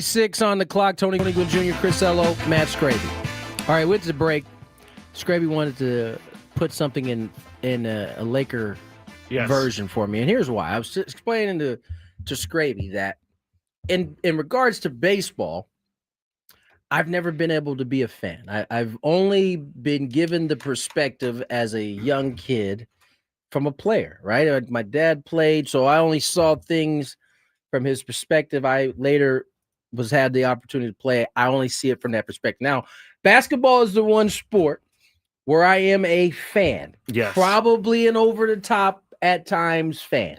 Yes. And so Skraby is attempting to reach me by putting it into NBA terms. Because Chris and I think it's really annoying that Dodger players have been out all year and then all of a sudden they're great in the playoffs, and it's really annoying. So it's nice to know that you can make the playoffs by using your second string guys, which most people and then can, bring all the fresh multi-gazillionaires in to play in the playoffs. Bring in the reinforcements. I'm feeling pretty fresh right now. Oh, yeah, all of a sudden my shoulder, I woke up this morning, my shoulder feels fine. Blake I'm going to Snell, go pitch. Glass now, every one of them was broken down. You're never going to hear them. You're never going to hear from these guys again. Don't even get me started on Roki. None of them could pitch, apparently, all season long. And say now they're something? all perfectly healthy and, seemingly throwing amazing. aspirin tablets. I, again, think we are victims of our own minds. Okay. When we hear Tyler Glasnow elbow, we go, oh, man, he's probably done for the year. It's an elbow. Like, of course, Tommy John, right? You hear his shoulder, oh, he's done. Like, there's no way he gets back. And, this happens in April and May, and then over a course of 3-4 months, they get healthy, and boom, here they are. Well, it's great when you start with no injury. You don't have to rehab from an injury. So you look at the Dodgers pitchers right now. Buddy. Just a quick look. Glasnow this year, 18 games. Sheehan, 12. Ohtani, 14. Blake Snell pitched so few that he's barely even on the list. You have to go way, way down there to find him. He had 11 starts. Now, all of a sudden, can't touch these guys. Can't touch Every one of them is 100% healthy. It's true. I'm trying to find anything to No, just, you're absolutely annoy right, me Chris. as I go forward in the postseason, and this is what I've latched onto. You were absolutely So right. you want to give me here's this the- Laker All right. comparison, buddy? So, what's your comparison? So I'm the waiting for Celtics, this one. your most hated team Yes. in the NBA. Yeah. The Celtics have, let's just say they have Jaylen Brown out all year. They have, they're going to have Jason Tatum mostly Yes, out for the yes, rest of they the are. year. Yes, they are. So when the Celtics are kind of like middling and they end up making the playoffs, but they weren't that great of a team, and then all of a sudden Jaylen Brown and Jason Tatum are ready to go and they end up beating your Lakers, you would probably be angry at that. I would be angry that they beat the Lakers. Yeah, I don't think I you'd be wouldn't angry be at how it angry. happened. It's like, listen, these dudes got healthy, and it sucks that they got healthy at this time. But they got healthy. If your team's good enough to get there without those guys, that's part of it. They still had to get there. I know Michael Jordan's famous 63-point game against the Celtics in the playoffs, which Larry Bird, by the way, calls the greatest game any player's ever played, because that Celtic team was one of the greatest teams in history, and they could not stop him at the Boston Garden. That happened after a season that he sat out almost the whole season. That's right. He had a with an broken foot, injury, right? An Achilles, and he got healthy like 3 weeks before the end of the season. So that Michael Jordan that day in Boston was fresh as a daisy, going up against all these guys that have been at the end of the season plus deep at this point. So it's happened. It happens, buddy. It happens, but I still don't like it. But I still don't like it. I'm coming up with reasons against my own argument, and I still don't like it. All right, let's get to the big five. Here's some traffic. From the 855 Get Ross Traffic Center, protecting San Diego after accidents or injury, here's Kelly Danick. We got double trouble heading up the coastline, northbound 504 Carmel Valley Road, accident blocking the two right lanes. Then up ahead before the racetrack, another crash. This one is over to the right shoulder, and southbound side of the 5, just past the 52, two-car collision over to the right shoulder. In the South Bay, Palm Avenue on-ramp to southbound 5, two-vehicle accident over to the right shoulder. I'm Kelly Danick with Gwynn and Chris, San Diego's #1 sports station, 97.3 The Fan. It's that time of the show when we check on the latest in sports. Only the most important topics and questions are brought to light. Stop what you're doing and listen. These news stories will astound and amaze you. The one, the only. Oh my God, who the hell cares? The Big Five starts now on 97.3 The Fan. All right. The Big Five is brought to you by your local Kia dealers. Visit kia.com to discover movement that inspires. Now, we're going to get right into it. Number 5. Because the great Milwaukee Brewer, Trevor Hoffman. Yeah. Okay, so this caused a little bit of a controversy last night, and I don't disagree with the controversy amongst Padres fans. Okay. I also think it's a little bit of a stretch on the 97.3 The Game Twitter in Milwaukee, which is a sister station of ours. But it says, Trevor Hoffman back on the mound in Milwaukee. Just feels right. So obviously people are kind of upset that Trevor Hoffman threw out the first pitch of this game as a Milwaukee Brewer, which, yes, he did wear the Brewer uniform. Tony's up first today. Tony, do you have any issues with this? 0. I knew that was going to be the answer. You know why? Because he should have never walked out the door. They should have never even allowed him to walk out the door.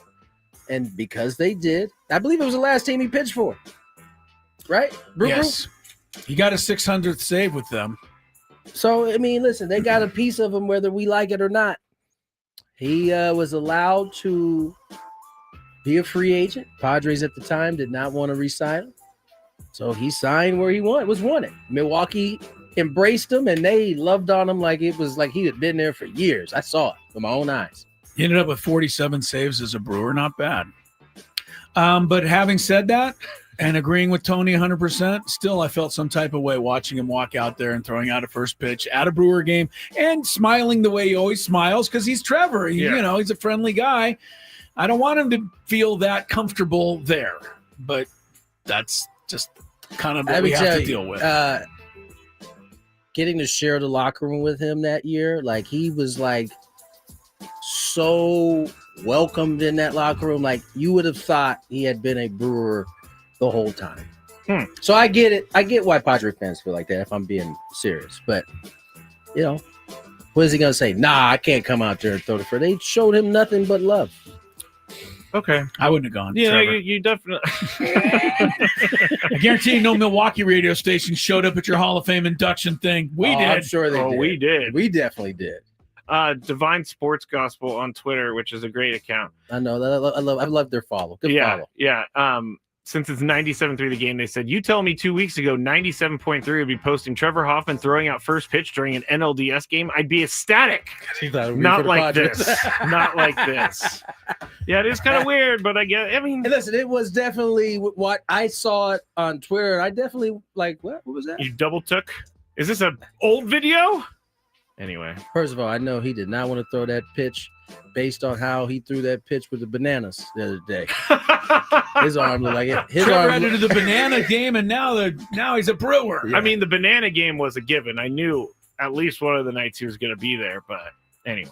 RBI single, Rosarena, followed by big dumper, 2-0 Mariners. Shout out to Number 4. Love you, Trevor. Yes. If you're listening. We love you on this show, for sure. The Chiefs lost last night on a broken play with Trevor Lawrence getting stepped on by a lineman, falling, then trying to get up, falling again, then running into the end zone for a touchdown. Chiefs fans, though, are pointing to a play that Chris Jones had a little bit of a lack of effort on. After the game, Chris Jones, because you can see Chris Jones standing in the middle of the field, he just kind of stands there, and he doesn't really do much. He seemed a little bewildered by what was going on. Well, this is what he said. I thought multiple times we had him. We just got to finish. We've got to finish. We got multiple guys there that we just got to finish that play. It was a fluke play for him to be able to break that many tackles. But, yeah, I put it on us as a defense. We've got to finish. We've got to bring him down on that. Chris, yes. Do you think Chris Jones should be taking heat for this? About as much heat as a Rise took.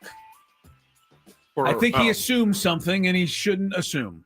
Okay. That's fair. So that's what happened. Chris Jones assumed his guys were going to make the play. We all probably did when we saw him fall down, and not only fall down, but he couldn't get right up either. So, I think Chris Jones assumed, By the time he stopped assuming, the guy was diving into the end zone. Same thing as Arise. Well, I thought you said Kyle Riley got a hit. No, you're right. I did it wrong. Rosarena got a hit. Another run came in on a pass ball or an error or something. So it is, yes, Raleigh's up now, 2-0 Mariners. So you're saying he was wrong for assuming that the play was over? That's the mistake he made, yes. I honestly did not see it. I missed Chris Jones in that I whole saw deal. the play, but it didn't stand out I mean, to I me. saw the play too, but I didn't until see they Chris all Jones. said something. But I go with Chris on this. He assumed that the tackle was going to be made, and it wasn't. All right, here it is, Tony. You can see Chris Jones just kind of standing there. He stops, he runs, and then he just stands there. He wasn't getting there either. But anyway, go ahead. I mean, you're probably right. By the way, at the end of the He's not game, getting there. by the end of the way, that winning touchdown on the play before was set up by a pass interference call that isn't often called against the likes of the Chiefs. No. Oh, true. So I want to hear from you on that. Yeah, buddy. Mister, they How about never the call refs? against the Chiefs because that play gave Jacksonville the game. Yeah, because that they call. Okay, I'll tell you this. All right, here we Earlier go. in the game, He's Trevor got an excuse for it. Earlier I in the knew second it. half, Trevor Lawrence threw a interception that gave the Chiefs the ball back, like on their 5-yard line or whatever, which was totally pass interference on the defense that wasn't called. I pretty much think that Patrick Mahomes talked a referee out of calling an offensive pass interference yesterday. Out of here. You But conspiracy. Well, whatever. theorist. Nobody talked the refs out of that one that gave the game to Jacksonville. at the Gave it end. to him. Sorry. So they're clearly not in the pocket. Because if they don't of the call it Chiefs. there, it's 4th down, and the Jags are still down by 4 points on the 20-yard line. I'm with you, Chris. Instead I of ball get went to the 1-yard doesn't line. feel like you're with us. I get it. I get it. I was very happy to see the Jaguars. Now I'm getting heat over the way I say Jaguars because you do it on purpose. You've been messing it up all day. Well, because I do it on purpose because I got heat for saying Jaguars, which isn't Jaguars. Anyway. Number 3. Arizona Cardinals head coach Jonathan Gannon was also taking some heat yesterday for his sideline reaction to Amari DeMarcado's dropping the ball before he crossed the end zone line. He was in DeMarcado's face, and fans are saying it crossed the line. There's video of it out there if you would like to see it. But here is what Jonathan Gannon had to say about this yesterday.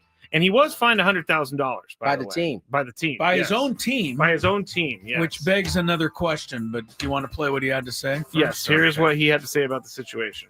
I woke up this morning and didn't feel great about it, honestly. And so in the team meeting, I addressed it. I apologized to Omari, apologized to the team. And I just told him I kind of let the moment of what happened get the better of me there.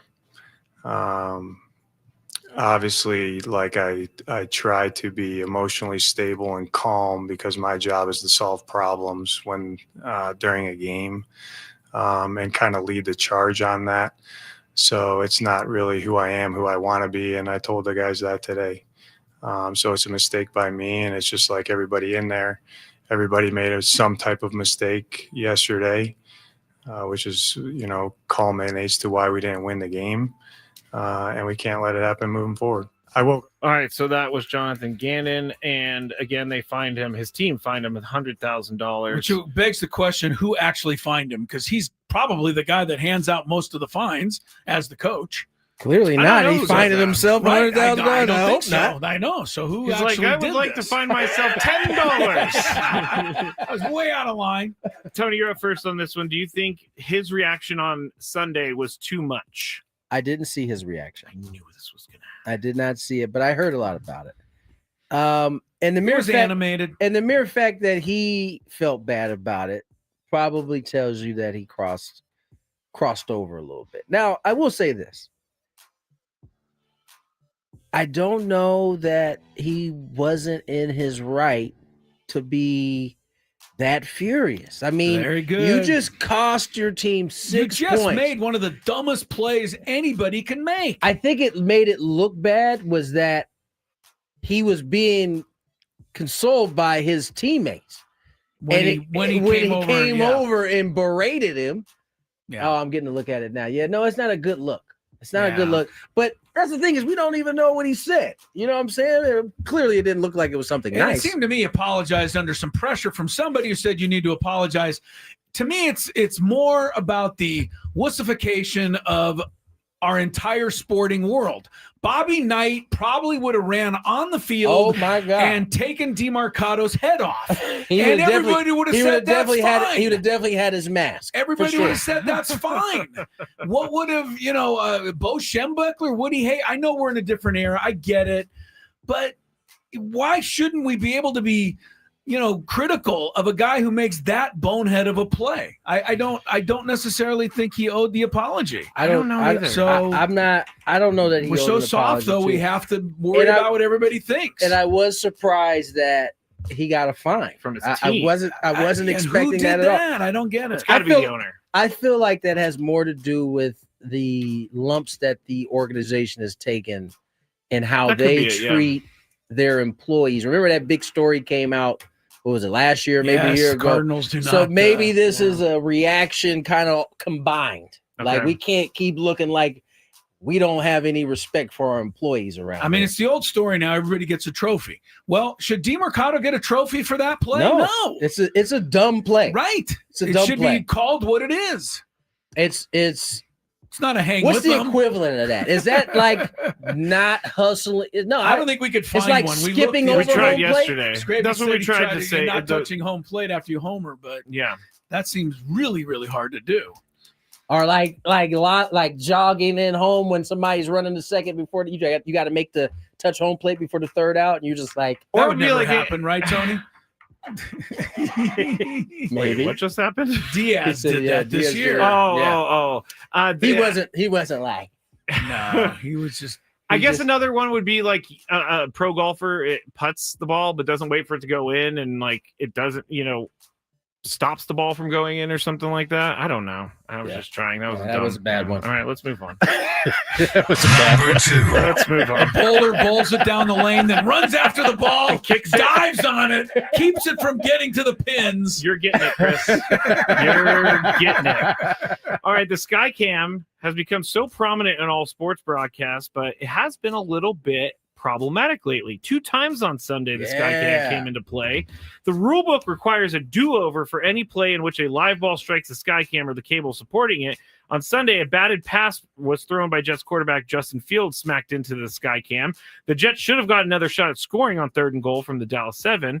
While everyone saw the ball strike the floating camera, the ultimate ruling of incomplete pass was incorrect, and the Jets didn't challenge it. Earlier in the day, a 51-yard field goal attempt by Vikings kicker Will Reichard in London seemed to strike one of the cables that moved the Skycam. It was missed in real time by everyone. The crazy thing about that is that ball was going straight as a string, and then all of a sudden it took a right turn. Yeah, which no one noticed. And no one said anything. That's kind of crazy. So my question is, Chris, Yeah. is the Skycam crucial to your football TV watching? No, but it's part of what we got now, so hang with them. It's part of the collateral damage of covering the game now, I think. So, Tony, or get the call right.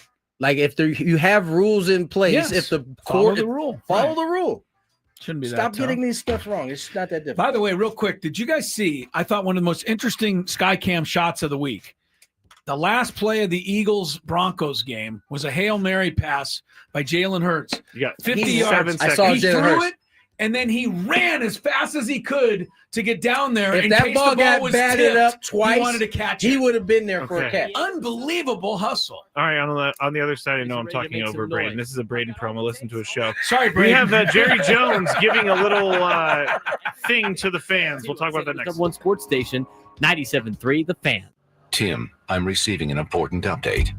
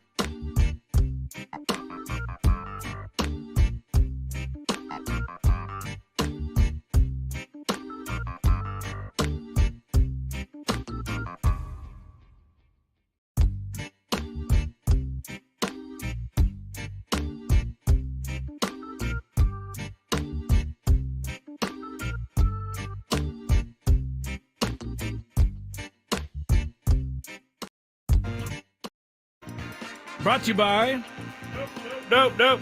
just all the people that are really smiling out there. I've changed documents. I have not fixed the template. I thought Tony was coming in. Nope. I am in. What are you talking So about? if you're out there and you want to sponsor the happy hour, it's open. Yes. How do you like that? But we do love GL Pools for sponsoring They did a us. great job. Yes, We they did. appreciated their help and hope everybody got their pool taken care of. We go into our final hour here ahead of the Skraby Chronicles, which will take you from 6 to 7. AJ Cassavell earlier from MLB.com with all things Padres and, how likely are a bunch of guys to be coming back next year and what should be going on, and his reaction to the released statement earlier. Was it today that it came out or last night? I think it was last night. Last night from Was the it? John owner? Seidler's Oh, yeah, that was John yesterday. Seidler's statement. Yesterday. And if you haven't seen it, where should I direct people to see it, Skrabe? It's Because I don't want to read the whole thing again. no, it's all over the place. Just find type it. in John Seidler's statement. You'll You'll find it. But, a lot of people are reading into it. Changes are going to be made, this, that, and the other. AJ Cassavell's thoughts coming up in just a little bit if you missed them earlier. Mariners had to settle for 2 in the top of the third at Detroit. Remember, this game was delayed 3 hours by rain. Series is tied at 1. Logan Gilbert for Seattle trying to get through the bottom of the third with a 2-0 lead. Yankees and Blue Jays about to get started in the Bronx. Let's go Blue Jays! And based on the overhead shot they showed, not too many people are going to be in the stands for the beginning of that game. they're going to be working through that traffic. Yeah. Outside the Yankee I'll Stadium. tell you what, out this there. time of year, it is very nice to have a police escort because you're getting nowhere. Nowhere. I think you have to do it. If you're a fan, don't you nowhere. have to do the subway system? They I have would it, think so. and it works. Jesse took it. I don't. The year we went to the playoffs. No, we didn't because we had an escort, so we You didn't did. need to. Yeah. We definitely have taken the train over to the ballpark in Queens. Skraby and I took that back to our hotel when we were there. We took it To New to York. City Field. No, but I mean, did Yeah. we take it Yeah, on yeah. the way We did too? take it at I City knew Field. we took it coming back. And I remember standing, because every time I go to New York and I get on the subway, it's always during the summer. And I remember standing there telling Chris, I'm sweating more than I've ever sweat in my life because it definitely- is about 150 definitely hot. degrees. Yeah. There in aren't those subway. there It's are like not kitchen hot. Like there are you're not standing enough over- fans built in No. the world to keep you cool in the New York And summer. now I know why people smell in New York City because All right. I'm not saying it's a bad thing. I was smelling too Because- because it was so hot. Because smelling is such a good thing. Glad you brought I that like to up. smell good. Skrabe. Well, you said you weren't insinuating that it was a good smell. You smelled No. With the guy who was holding on to the thing above me with got the a little, got a BO. little BO Yeah, that was not fun. Woo. That was not fun. permeating underneath your nose. as Oh, it's- just I think it's still you know, stuck the, to my the nostrils. cartoon smell, Yes. smoke kind of The- hits you. The in your green nose. waves. Yes, that's exactly what it was. All right. We got one to pay off, don't we? Yes, Jerry Jones. Jerry Number Jones. 1. And the reason I'm doing this Oh, is the because Big Five wasn't over yet. It wasn't. We have Oh. one more. Jerry Jones has been fined Boom, boom, boom, boom. $250,000, Which for- to him is like what to us? A quarter. Yeah. It's like Maybe $25, but Okay. still not much to him. Like, does his wife? Does she even have the right to get mad at Jerry for blowing Okay. 250? Of course, she has a Large. Yeah. As Tony likes to Jerry- say, Jerry high does- society. right. Jerry doesn't seem like he really cares who. No, has I don't think something he to would say. mind, but I just want. I know my wife would, have a thing or 10 to say about that. Yours would. for sure. Everyone else's out there would. Uh-huh. I'm going So to I just show wonder if this. Jerry has to hear that, when he gets back home. I'm going to show this on the screen for YouTube people. If Why you he want- got fined. If you want I to wanna see see it. it, I haven't go seen to search YouTube 97.3 The Fan. There is a gesture in here. If you don't want small kids to see Oh, it, turn yeah. away from the camera for a second. Well, he's just, but Jerry said he's just giving him a thumbs yes, up. Here it is. Here it is. It's him, and he's definitely giving. Yeah. He's definitely. Oh, come on, Jared. He said that he put his thumbs up. He said he was trying to get his thumbs up. All right. Let's hear what Jerry had to That's say. like a close-up of it. I mean, this is the he has no chance. It's AI, guys. That's AI. I would have never known that. That's He AI. wishes. He That's wishes. AI. He wishes. Here is Jerry Jones on 105.3 The Fan in Dallas talking about the incident. You know, that was unfortunate that was a kind of a exchange with our fans out in front of us. There was a swarm of Cowboy fans out in front, not Jet fans, Cowboy fans. And the entire stadium was brimming with the enthusiasm of Cowboys, and certainly late in the game. And that was inadvertent on my part because that was right after we'd made our last touchdown. And we were all excited about. There wasn't any antagonistic issue or anything like that. I just put up the wrong show on the hand, but that was inadvertently done. And I'm not kidding. It was.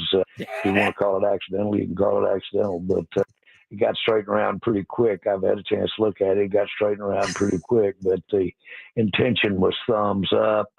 And then basically pointing at our fans because everybody was jumping up and down. Just pointing at the fans. First of all, when you're pointing at somebody, when do you use your thumbs? Like, Never. I mean, That is a when does great that- visual. when does it ever happen? You down there. I don't know if I can do this on the YouTube chat, but Skraby, will you go get me something? Yes. Second of all, I was willing to go along with the bold-faced lie he was telling as he was telling it. Until he said I was trying to give him thumbs up. Yeah, he dug himself too big a if hole. he would have said I was trying to point and, I could at least get away with. Or I was just excited. Right. I overreacted. And come on, Jerry. Yeah, but once you said Jerry, you could tell he was making a story up as he went. Oh, yeah. While he was telling that. Oh, right yeah. there. He definitely He said was. the fans, our fans, not their fans. Yeah, I would never do that to a Jet fan. He said- I he said- would only flip off my own fans. Come on, guys. And here's the thing. I kind of sounded like the guys on the interview, although I'm sure they have to do this. Knew he was. They were kind of going, oh, yeah, okay, Jerry. No, They're you like can hear buying them. it. You can hear them You slightly could hear him laughing. Yeah, they were like, okay, Jerry. But okay, they so can't call him I believe out. these are the same cats that he got into it with last year when he I can't was, imagine he could call them out, or I they think could call him they out. called him out They last did? year. Okay. Yeah, and he was cursing them out on yeah, he wasn't. basically told him he was going to make one of them lose their job. Yes, he said I could make a phone call and Mhm. you're going to lose your job. So the answer or the question, Chris, is Yeah. Oh, there's a question. yes. Did he deserve to be fined $250 large, as Tony would say? I don't know. I mean, I guess they're making a statement here, but that's $250 seems a lot. lot. How much? I think that's We've a little had much. Honestly, players. Come on, man. We've had guys do way worse than that and not get fined anything. And I know he's an owner. He's held a higher standard. Let's see. $250 though.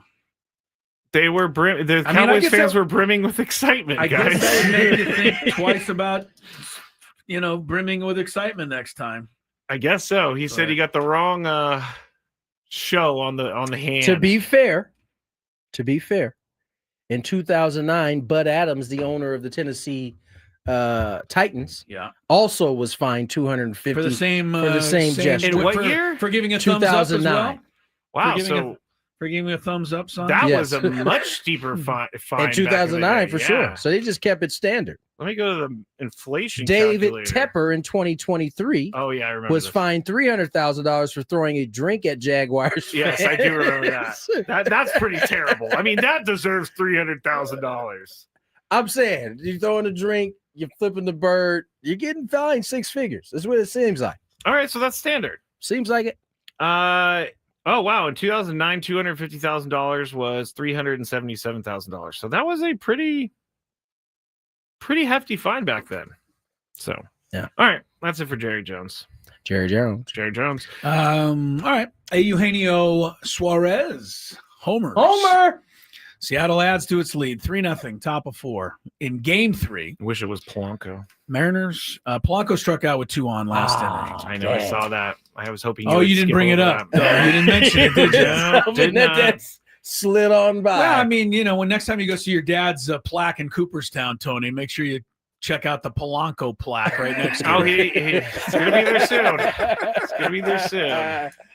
Like, okay, this is a weird Skraby's question turned to him ask. into this, godlike creature. Since Luis Ariz was the guy we were talking about with Polanco, Mm-hmm. has Luis Ariz, and please don't throw anything at me for asking this Okay. question, has his 3 batting titles done enough to at least put him in the vote for a Hall of Fame when he's done? Or how much more does he need to do? He got to do a lot more. He'd have to win 13. He hadn't even have 2,000 hits yet. Yeah, it's way too early. But I would have to say, even though the Padre fans will want to hear this, at this moment, Luis Ariz winning 3 batting titles is a hell of a lot more impressive than anything Polanco has accomplished. Okay, to this well, you point. get off Polanco. Well, you're comparing the two. You made Polanco the enemy of the state for Chris. It was because I have to root against this guy all the time. Ever since Chris has just disliked Polanco for no reason. Polanco might be the nicest dude on the planet. Right. O'Hearn and Polanco. O'Hearn is a nice guy. He is. I know.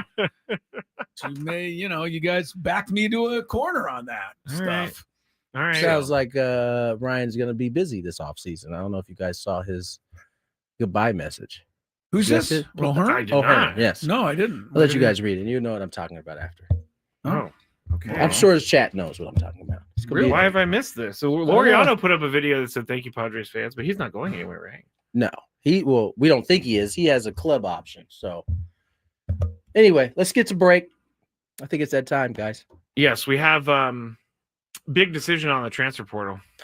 Yes. Do you know What is the thing that new every rules? Or yes, the thing we're doing that the we same were- old stupid the thing thing in that was college driving sports. us nuts last year as we got to the end of the season. We'll talk about it on the other side. Okay. From the 855. All right, it's time for the Beaver Nuggets. So the story is somehow Buc-ee's got brought up. I think Frank brought it up. Yes. And it's a rest stop / mall / Super entertainment zone, super center. And someone said on the chat yesterday that they have like 100. They went to one with like 100 gas pumps, which is a lot, I guess. But while we were talking about this, Sam Levitt was in New York listening, and he goes, "Put me on, put me on, put me on." And so we put him on, and he's talking about how much he loves Buc-ee's. And so we got into the conversation, and it ended up being about the Beaver Nuggets. And so I had to order them because I find the name Beaver Nuggets very gross. I find it gross. But we're going to go with this. It's kind of like a Cheeto / a corn pop. It's like a cheese doodle. A cheese doodle. And we're going to eat them right now. I don't think these are bad, but here we go.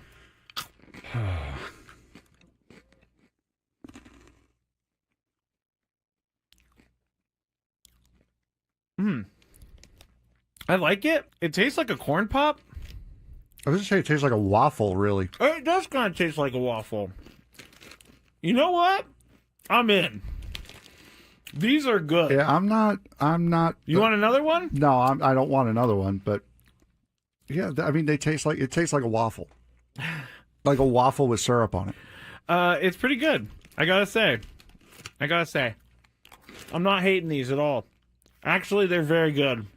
I like this. The waffle is a perfect explanation. If you've ever had, I'm sorry, I'm talking on the microphone with food in my mouth.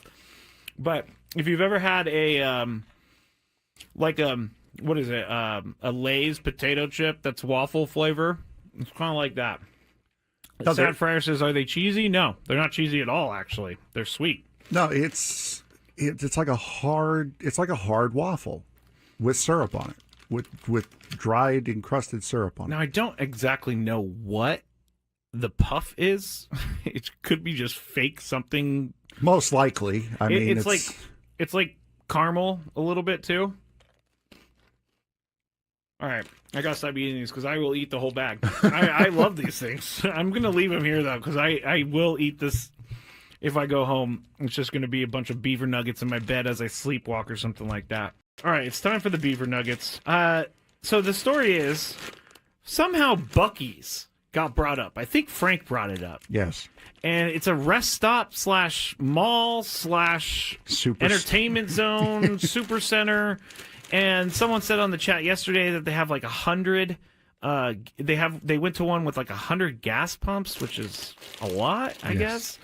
But while we were talking about this, Sam Levitt was in New York listening, and he goes, put me on, put me on, put me on. And so we put him on, and he's talking about how much he loves Buc-ee's. And so we got into the conversation, and it ended up being about the Beaver Nuggets. And so I had to order them because I find the name Beaver Nuggets very gross. I find it gross. But we're going to go with this. It's kind of like a Cheeto / a corn pop. It's like a cheese doodle. A cheese doodle. And we're going to eat them right now. I don't think these are bad, but here we go.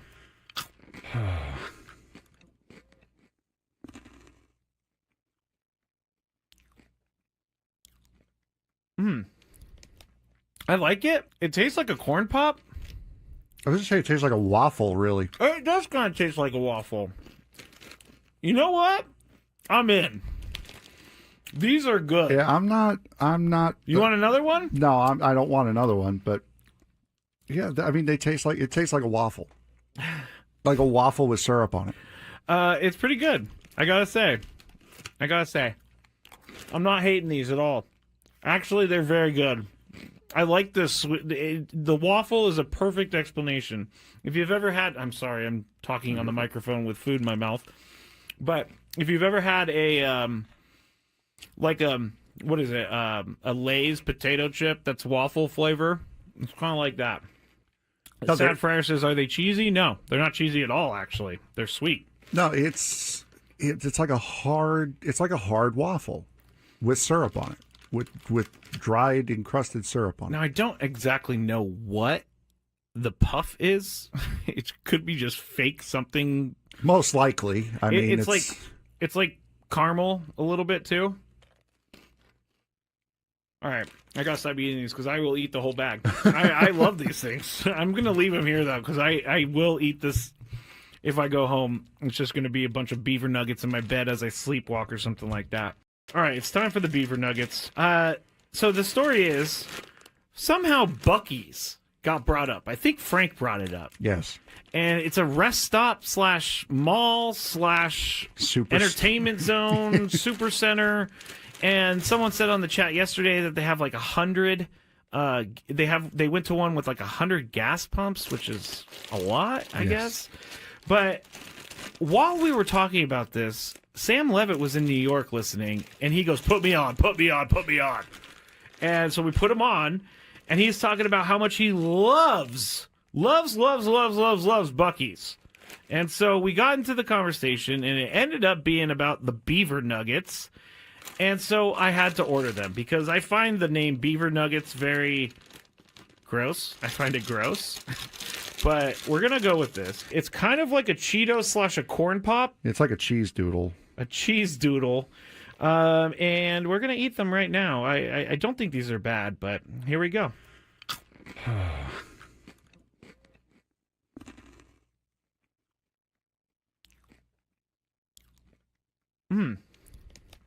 I like it. It tastes like a corn pop. I was just saying it tastes like a waffle, really. It does kind of taste like a waffle. You know what?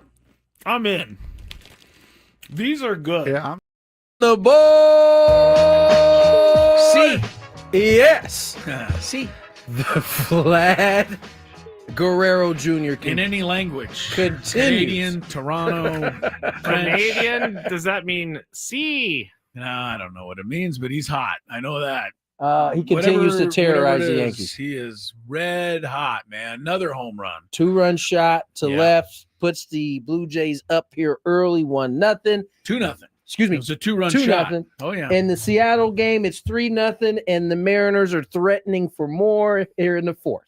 Yes, sir. Vladimir Guerrero, just get this for fun, Tony. In the series against the Yankees so far, 7 for 10.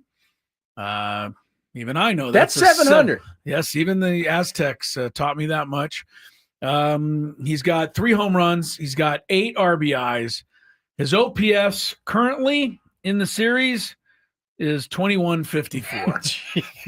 He's terrorizing the Yankees. I don't know what the Yankees did to his pops, but whatever they did, he has not forgotten. They're paying for it. They are. It is now 4-0 Mariners. Adding to the lead. And who else? Kyle Big dumper. The big guy. Riley. The big guy dumping on the Tigers. No, It's his nickname, Skrabe. I can do it. Yeah, go ahead, mark that down. 520. Big dumper. What do you say? Dumping on the Tigers? I think I need to dump that. Stop it, Skrabe. Come on. Oh, man. All right. So before NCAA. Yes, go ahead.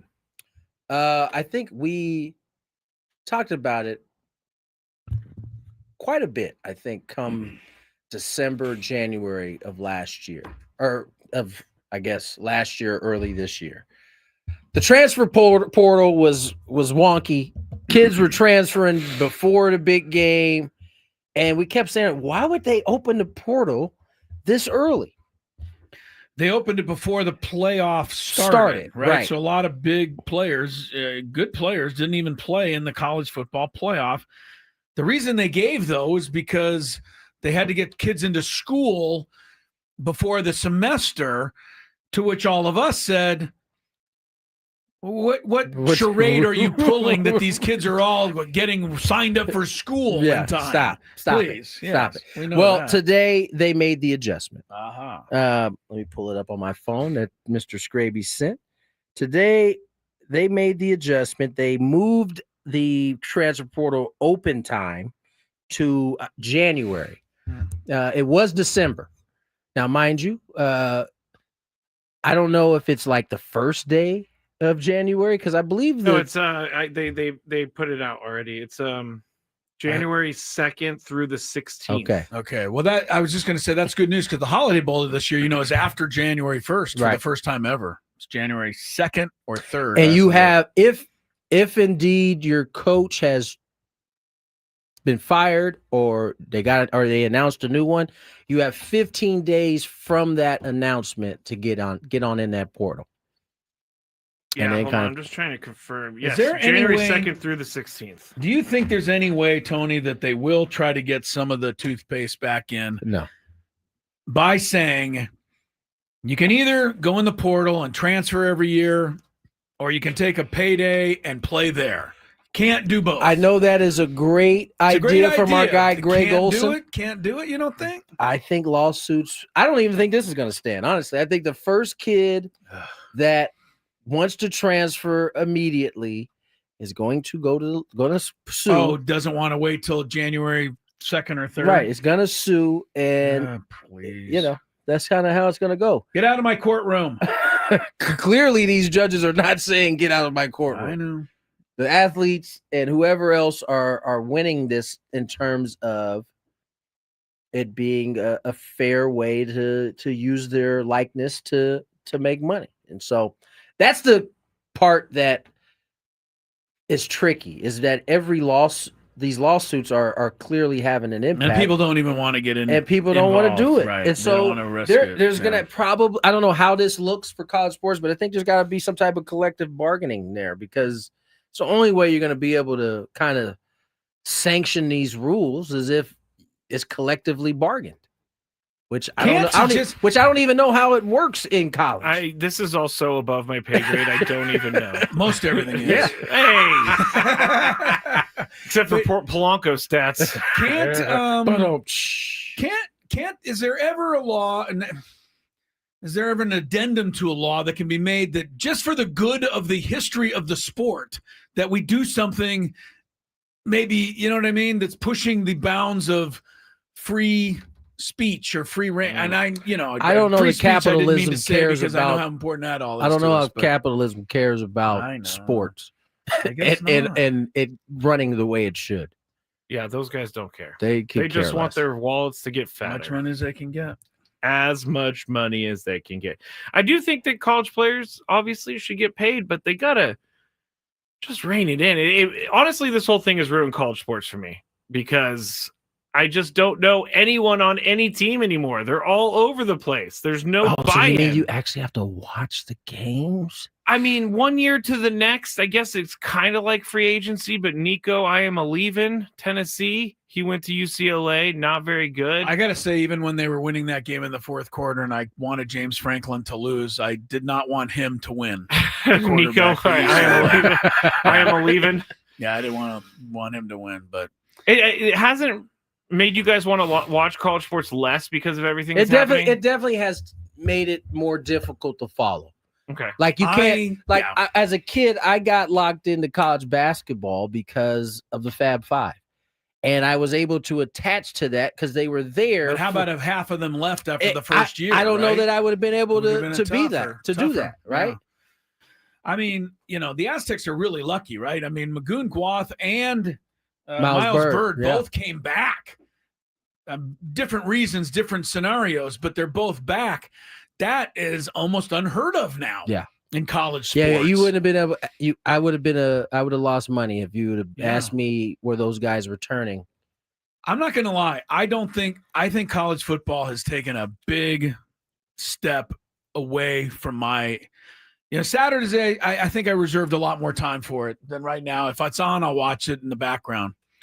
But beyond rooting for my own team, and an occasional rooting against all the teams I hate, which is a lot. I mean, my list of college football teams and coaches I don't like is lengthy, but I don't like what college football's done. It's hard to blame the kids and blame the coaches. It's the people that run this whole thing that we've entrusted it to that are, to me, are screwing it up for a lot of people. That's where I like knowing that it's just a big money grab for all of the people at the top is another reason why I don't like it, because it's not benefiting the people who are actually playing. I mean, they are getting some money, but those people at the top are making so much more money. You think Greg Sankey, I should not know who the SEC commissioner is, but I do. He's more popular than most players. Yeah. People know who he is. They listen to what he says. Yeah. Kind of crazy. I don't. You're not a listener you're not a listener of them at all, huh? Commissioners are not at the top of my list of people I love. I thought you aren't you a big fan of Kathy? What's her name? Engelbert. Yeah, that's your home. She's a good example of why most commissioners. Why do you touch that picture of her every time you leave your house? Before I come into the studio? Yes. Yeah, this is the kind of leadership I want right here. Well, it's next to the Adam Klug photo. Sometimes I miss, and I mean to hit Adam, but I hit her by accident. And then we have a bad show. That would be really funny. We should put up a picture of Adam in the studio, and everybody has to touch it. Yes, it's like the Notre Dame when you go out before the game. Play like a champion today. Right. Talk like a champion. That would be hilarious. Yeah, we can do it.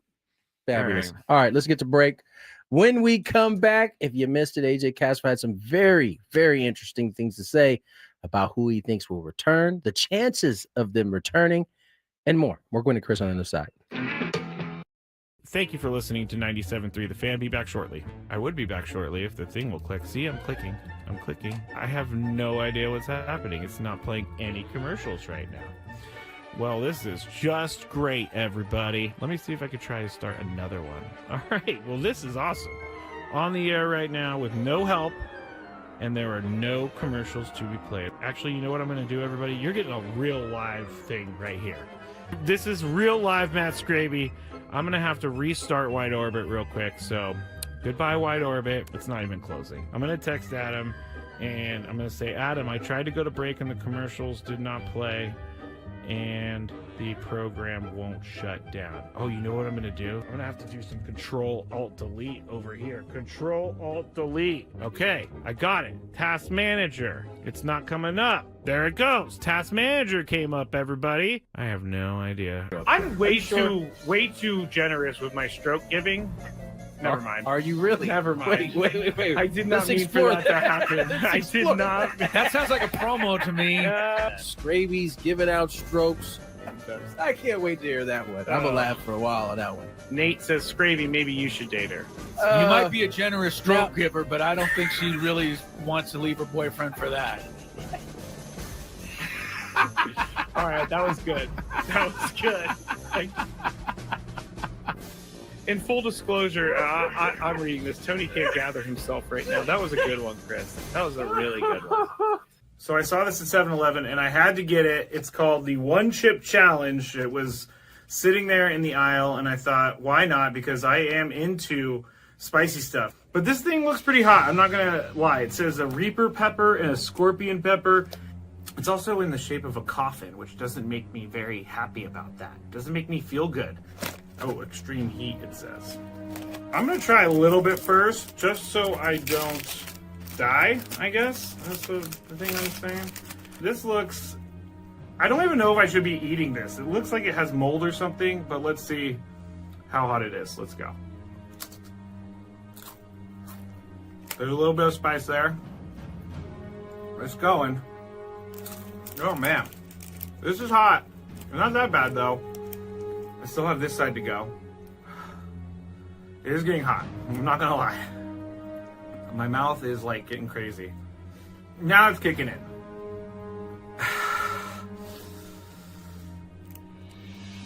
I'm not sure if I'm going to finish this. Honestly, it's getting serious. I gotta go with the milk. My mouth is dying right now.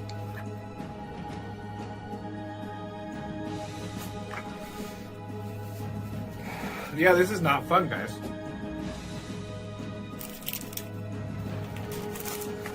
Never gonna do that again because my mouth is on fire.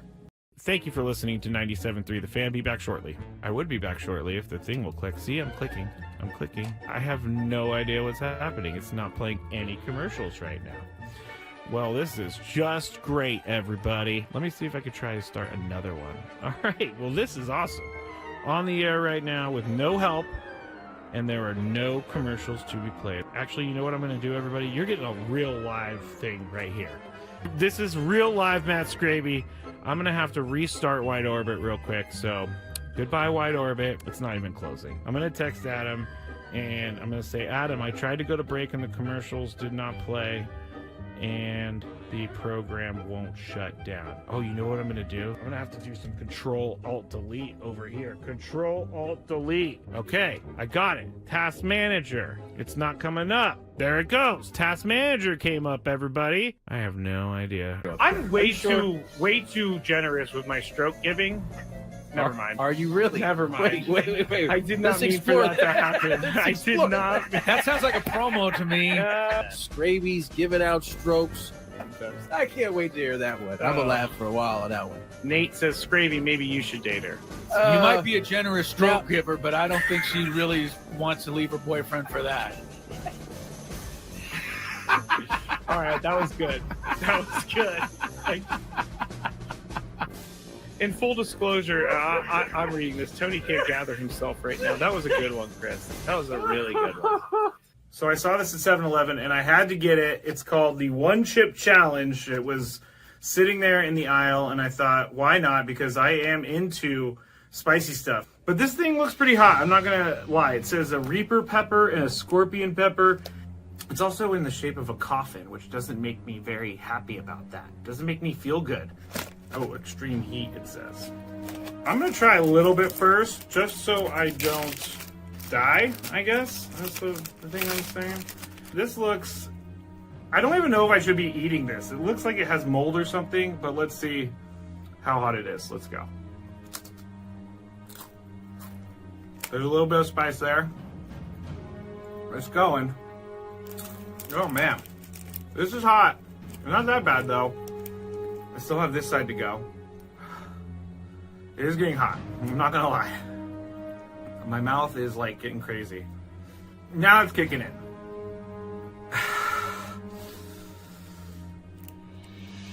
I'm not sure if I'm gonna finish this. Honestly, it's getting serious. I gotta go with the milk. My mouth is dying right now.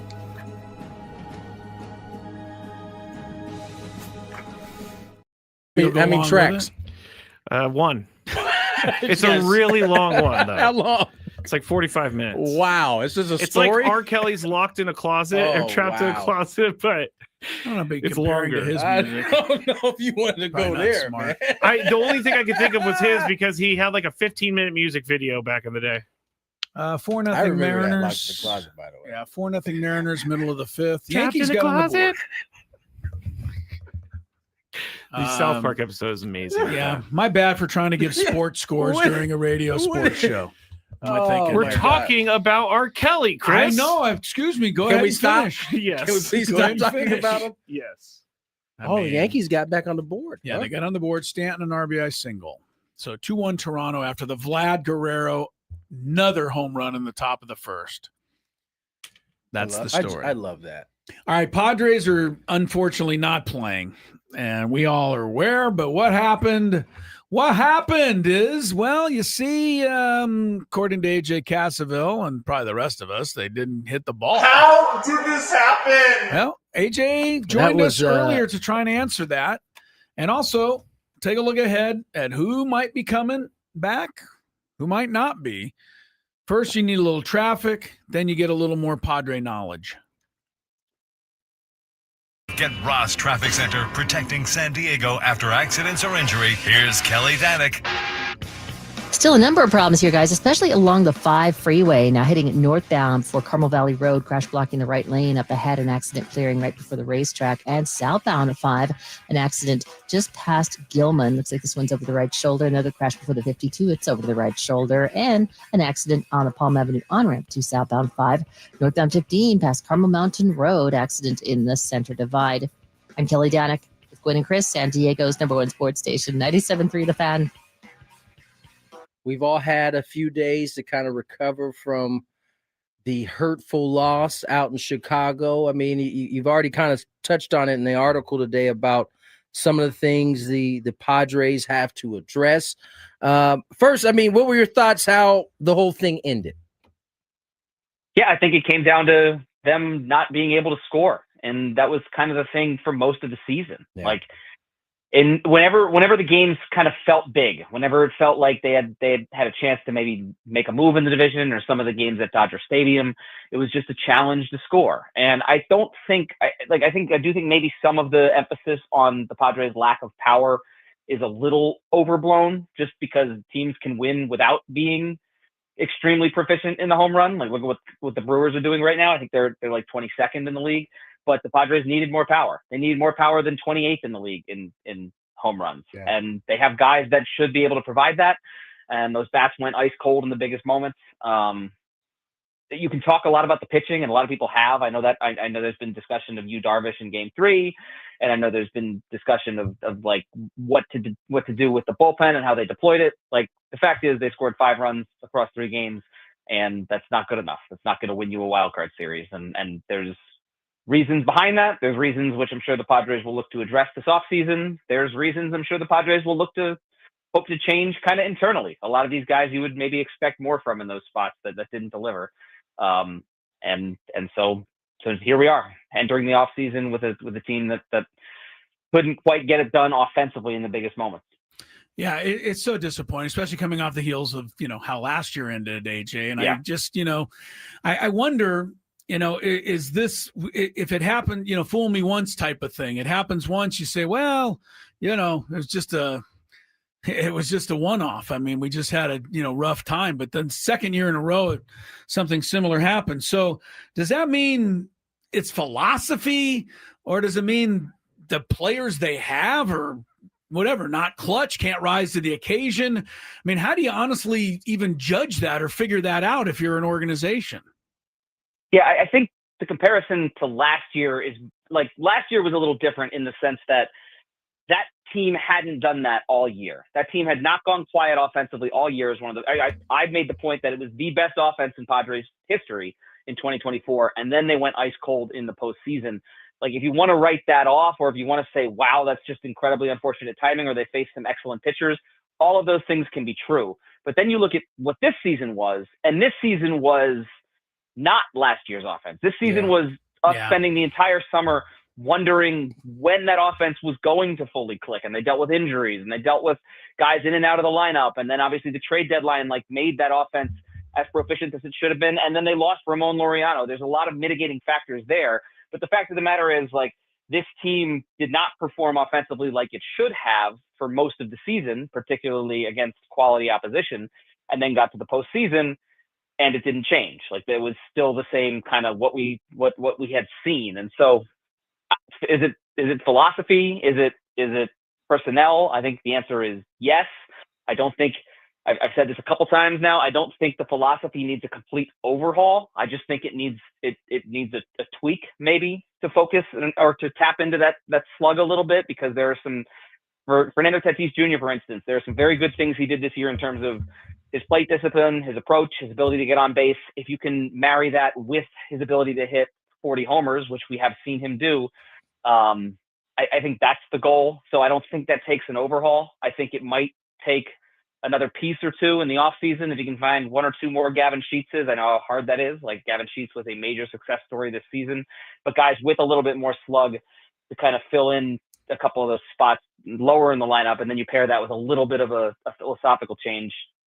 It's all so much easier said than done, but I think that's the path forward. Or one little piece added, and then everybody else do what they were expected to do this year in terms of the power, right? I mean, that's, you kind of hit on it earlier. Yeah. Some of the guys didn't quite get to the levels that we've seen them get to in the past. AJ, I want to ask you a little bit about Yu Darvish. You mentioned him in terms of pitching game 3. I mean, I know it's impossible for you to know, but what does your gut think? What do you think? Have we seen the last of Yu Darvish? It's a 50-50 proposition for me. Like, maybe not 50-50. That's the wrong way to say it, because I would lean toward Yu Darvish being back, just guessing. But I think the fact that he alluded to the idea of, like, I have a decision to make, I haven't thought about that yet, in his post-game interview on Thursday, like, that at least tells us that there's a decision that he knows is coming. Right. So it's something he's going to have to think about, and I wouldn't expect him to make the decision instantly. He's a very thoughtful person, and he will ruminate on that decision. I think there is, I also don't know the status of his elbow. I think he pitched through some stuff with that elbow inflammation, and part of what he did this summer in terms of basically missing the first half of the season was to preserve the health of that elbow. What does he need to do to be himself, to take care of that injury, and to be the version of himself we saw in September and October 2024?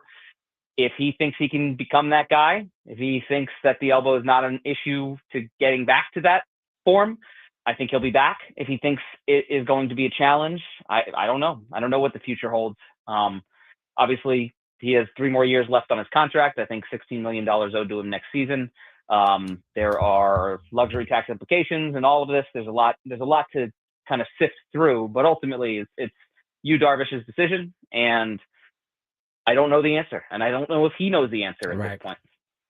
AJ Cassavell does the Padres stuff for MLB.com, and is always gracious with his time on this program. I guess the acting mouthpiece or owner for the Padres, John Seidler, mouthpiece sounds like a negative connotation. I don't mean it to be, but he wrote something and to the fans, and I'm sure you read it, AJ, and some of it talked about how, this wasn't good enough.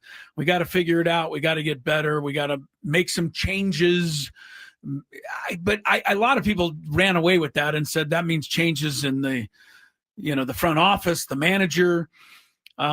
Is that even something that fans should be running away with, or what you read? Did you just say changes in the way they go about, approaching, attacking and scoring runs? Yeah, I wouldn't run away with anything from that statement, because, to be honest, it read to me pretty much like a disappointed end of season statement. Yeah. Like they always read. Right. And so they're disappointed. They need to get to the root of the cause for the disappointment, and then they'll make changes, and those changes could be, like, we don't know. We don't know whether they're small changes, whether they're big changes. We will wait and find out, and maybe find out in the soonish future. But the statement to me read like a disappointed end of season statement, like it usually does. And we got several of those from Peter Seidler through the years when the Padres seasons weren't as good as what they envisioned. And so, to answer your question, I don't think it's smart to run away with any notions of who might be gone after this, but I do think it leaves the door open for a potentially interesting offseason without making any declarative statements from what we read from John Seidler. AJ Cassavell joins us, MLB.com, covers the Padres during the course of the season. And AJ, we got our second season of Jackson Merrill. Finished second in Rookie of the Year his first season. This year, he finished with about 114 fewer at bats due to missed time due to injury. What did you come away with after year 2 of Jackson Merrill? Yeah, he kind of learned. He had to learn how to grind because last year he really didn't go through any prolonged slumps, and he didn't deal with any of the injuries that I think, like if you play baseball long enough, you're going to deal with because you're playing every single day and you're putting your body on the line every single day, and that's also the way he plays. So, I kind of came away with it impressed with his resolve and impressed with his mettle, even though his numbers weren't the same and he didn't put up the same number of at bats. I look at him as one of those guys, like, how does this offense get more slug? I think there's more for Jackson Merrill to tap into, and I think he would be the first to say so. And I also think that he would be the first to say that like, this year didn't go the way he wanted it to go. And so, talk about internal improvements. I am expecting a big year 3 for Jackson Merrill, just based on knowing him, based on seeing his trajectory, based on the fact that, like, those injuries weren't exactly like anything to do with Jackson Merrill's routine or anything. They were mostly fluke injuries. And so I'm looking toward 2026 with Jackson Merrill on board now for 9 more seasons. Like, this is a year for him to kind of take a step forward, because this wasn't the year he wanted to have, and it wasn't the year health-wise that he foresaw having. But I also think that, like, I came away a little bit impressed with the way he handled that, with the way he brought himself back to being the kind of guy the Padres needed him to be down the stretch and into October. He had a decent wild card series, as much as you can say for anyone on that offense. And I guess to recap his season, like, not good enough, and I think he would say so, and also very unfortunate with injuries, but it leaves me in a place where I go into 2026 expecting him to take a leap forward. AJ, appreciate the time. I want to slip a couple of quick ones here at you. I want to throw you 4 or 5 names. If you could just out of 1 to 10, 1, no chance, or 10, they're gone. 1, they're staying, no chance they're going. And I'll give you a few players. Suarez, 1 to 10, 10 being that you think he'll go somewhere else. 9. I don't think it's likely that he's back. I think the bullpen's outstanding already, and I think it's more likely that he declines that option that he has. How about a Rise?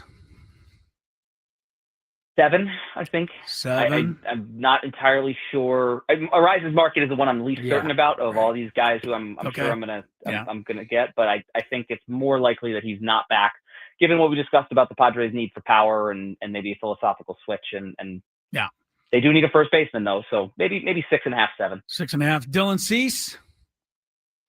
9 or 10. 9 or 10. Okay. You touched on this one, but I had it on my list. AJ Preller. At this point, hard to say, I know, but 3, like 3 or okay. 4. I think he's probably, like, it's hard to say, but and it's interesting to see, like, what happens if there are any extension discussions, given that he would be entering his final season under contract, and that's where a lot of the speculation I think comes into play. But I think he's done. I personally think he's done his best work in the last 2 seasons, building some rosters that. 2024 roster was definitely capable of winning a World Series. And I think this last year's roster was too. It just didn't reach that potential, and maybe some of that burden falls on him. But yeah, it'll be interesting to see given kind of where he stands in his contract situation right now. One last one. I know we're running out of time, but people who think that they're going to blow it all up and go crazy, what number would you put on Fernando Tatis, like being traded and they change the trajectory of everything? Like 0? 1.5. A half? That's maybe not 0 because you can kind of see why it would make sense theoretically. Right. But it's not. It's just so unlikely because you're making yourself significantly worse if you do that. I don't foresee there being a deal where you're getting back that kind of value to trade away a guy that's that good, who I had on my MVP ballot, who's I mean probably not at the height of his value either, given that he's not coming off his best season. It just seems very unlikely. Even if you could kind of make a case financially and whatnot going forward, 1.5 is what I'll say. All right, I got a bonus one before we get out. Bonus. 10 or 1. chances of Penn State getting into the college football man, playoff. they still got a chance. I said yesterday, AJ, they got to beat some good teams, though. Yeah, I mean, they of course still have a chance. I think if you look at like kind of where Notre Dame was a year ago, like granted, Notre Dame didn't have to go play Ohio State at Ohio State. So the chances are 2 out of 10. Maybe 1 out of 10. I'll give it a 1 in 10 shot. If they beat Ohio State on the road and Indiana at home, that means they're probably rolling, and they'll get in if they do. But I'll just say I haven't seen anything that leads me to believe they will, based on the first, not just the UCLA game, but all the first 5 games of the season. See, AJ's a tough critic of his Penn State. Yeah, he's a Nittany Lion sure. fan. He's a fan, For man. sure. That's what fans are. They're tough critics. All right, sure. AJ. Appreciate your time, man. As Thanks, always, buddy. enjoy your time off. Thanks, guys. Appreciate it anytime. AJ Cassavell. I certainly enjoy having AJ on it. We missed him for a while. He was boycotting our show. According to Matt Skraby. Well, no, I mean, Skraby refused to call him for like 4 months. That is not true. He kept saying that AJ was boycotting. Right, And yeah, every time we went up to AJ at the game, how come you're boycotting us, AJ? I'm not boycotting you. Skraby won't call. That is not Pretty true. much what he said. Pretty much what he said. No, what happened I was actually went up to him one day. I was like, AJ, yeah, what's that? why are you like ducking us? You don't.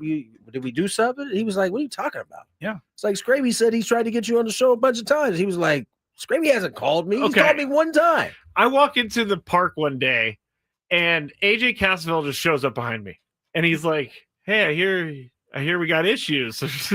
Tony tells me that we got issues, and I'm like, "No, what are you talking about?" And then I see Tony in the radio booth, hanging out of the radio booth, like,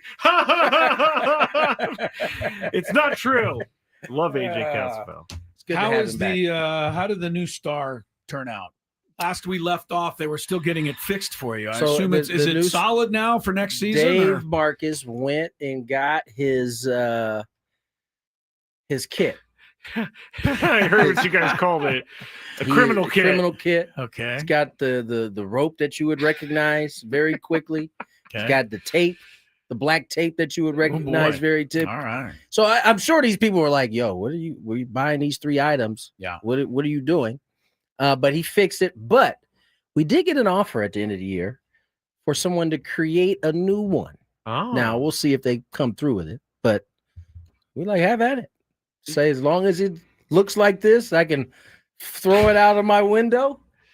Without the star actually like flying out the window with like, it. It's a shooting star. That makes me nervous that someone might make it. Yeah, it makes me they're nervous take it too. serious. I think they will. I think listen, the star has been in all of our lives here in San Diego for as long as we can remember. Yeah. And so I would expect that it's going to be done right. Yeah. Trust me, if it doesn't get done right, Dave Marcus will not allow that thing to be thrown out the window. Dave Marcus has high expectations. Dave probably has the answer to this, but I wonder where the first time Jerry said, let's hang a star on it, followed by somebody said, hey, why don't we throw a star out the window? It was in the 90s. Really? Yes. Okay. So Wow. we're going back to Bob like 30 Chandler, years, yeah. and Tommy Jorgensen, the engineer before everybody. Yeah. I think way think back. Dave said it came by mid-90s is when the star actually started going out. That is a long time that they've been doing I it. think it's something you should do with, great honor, Tony.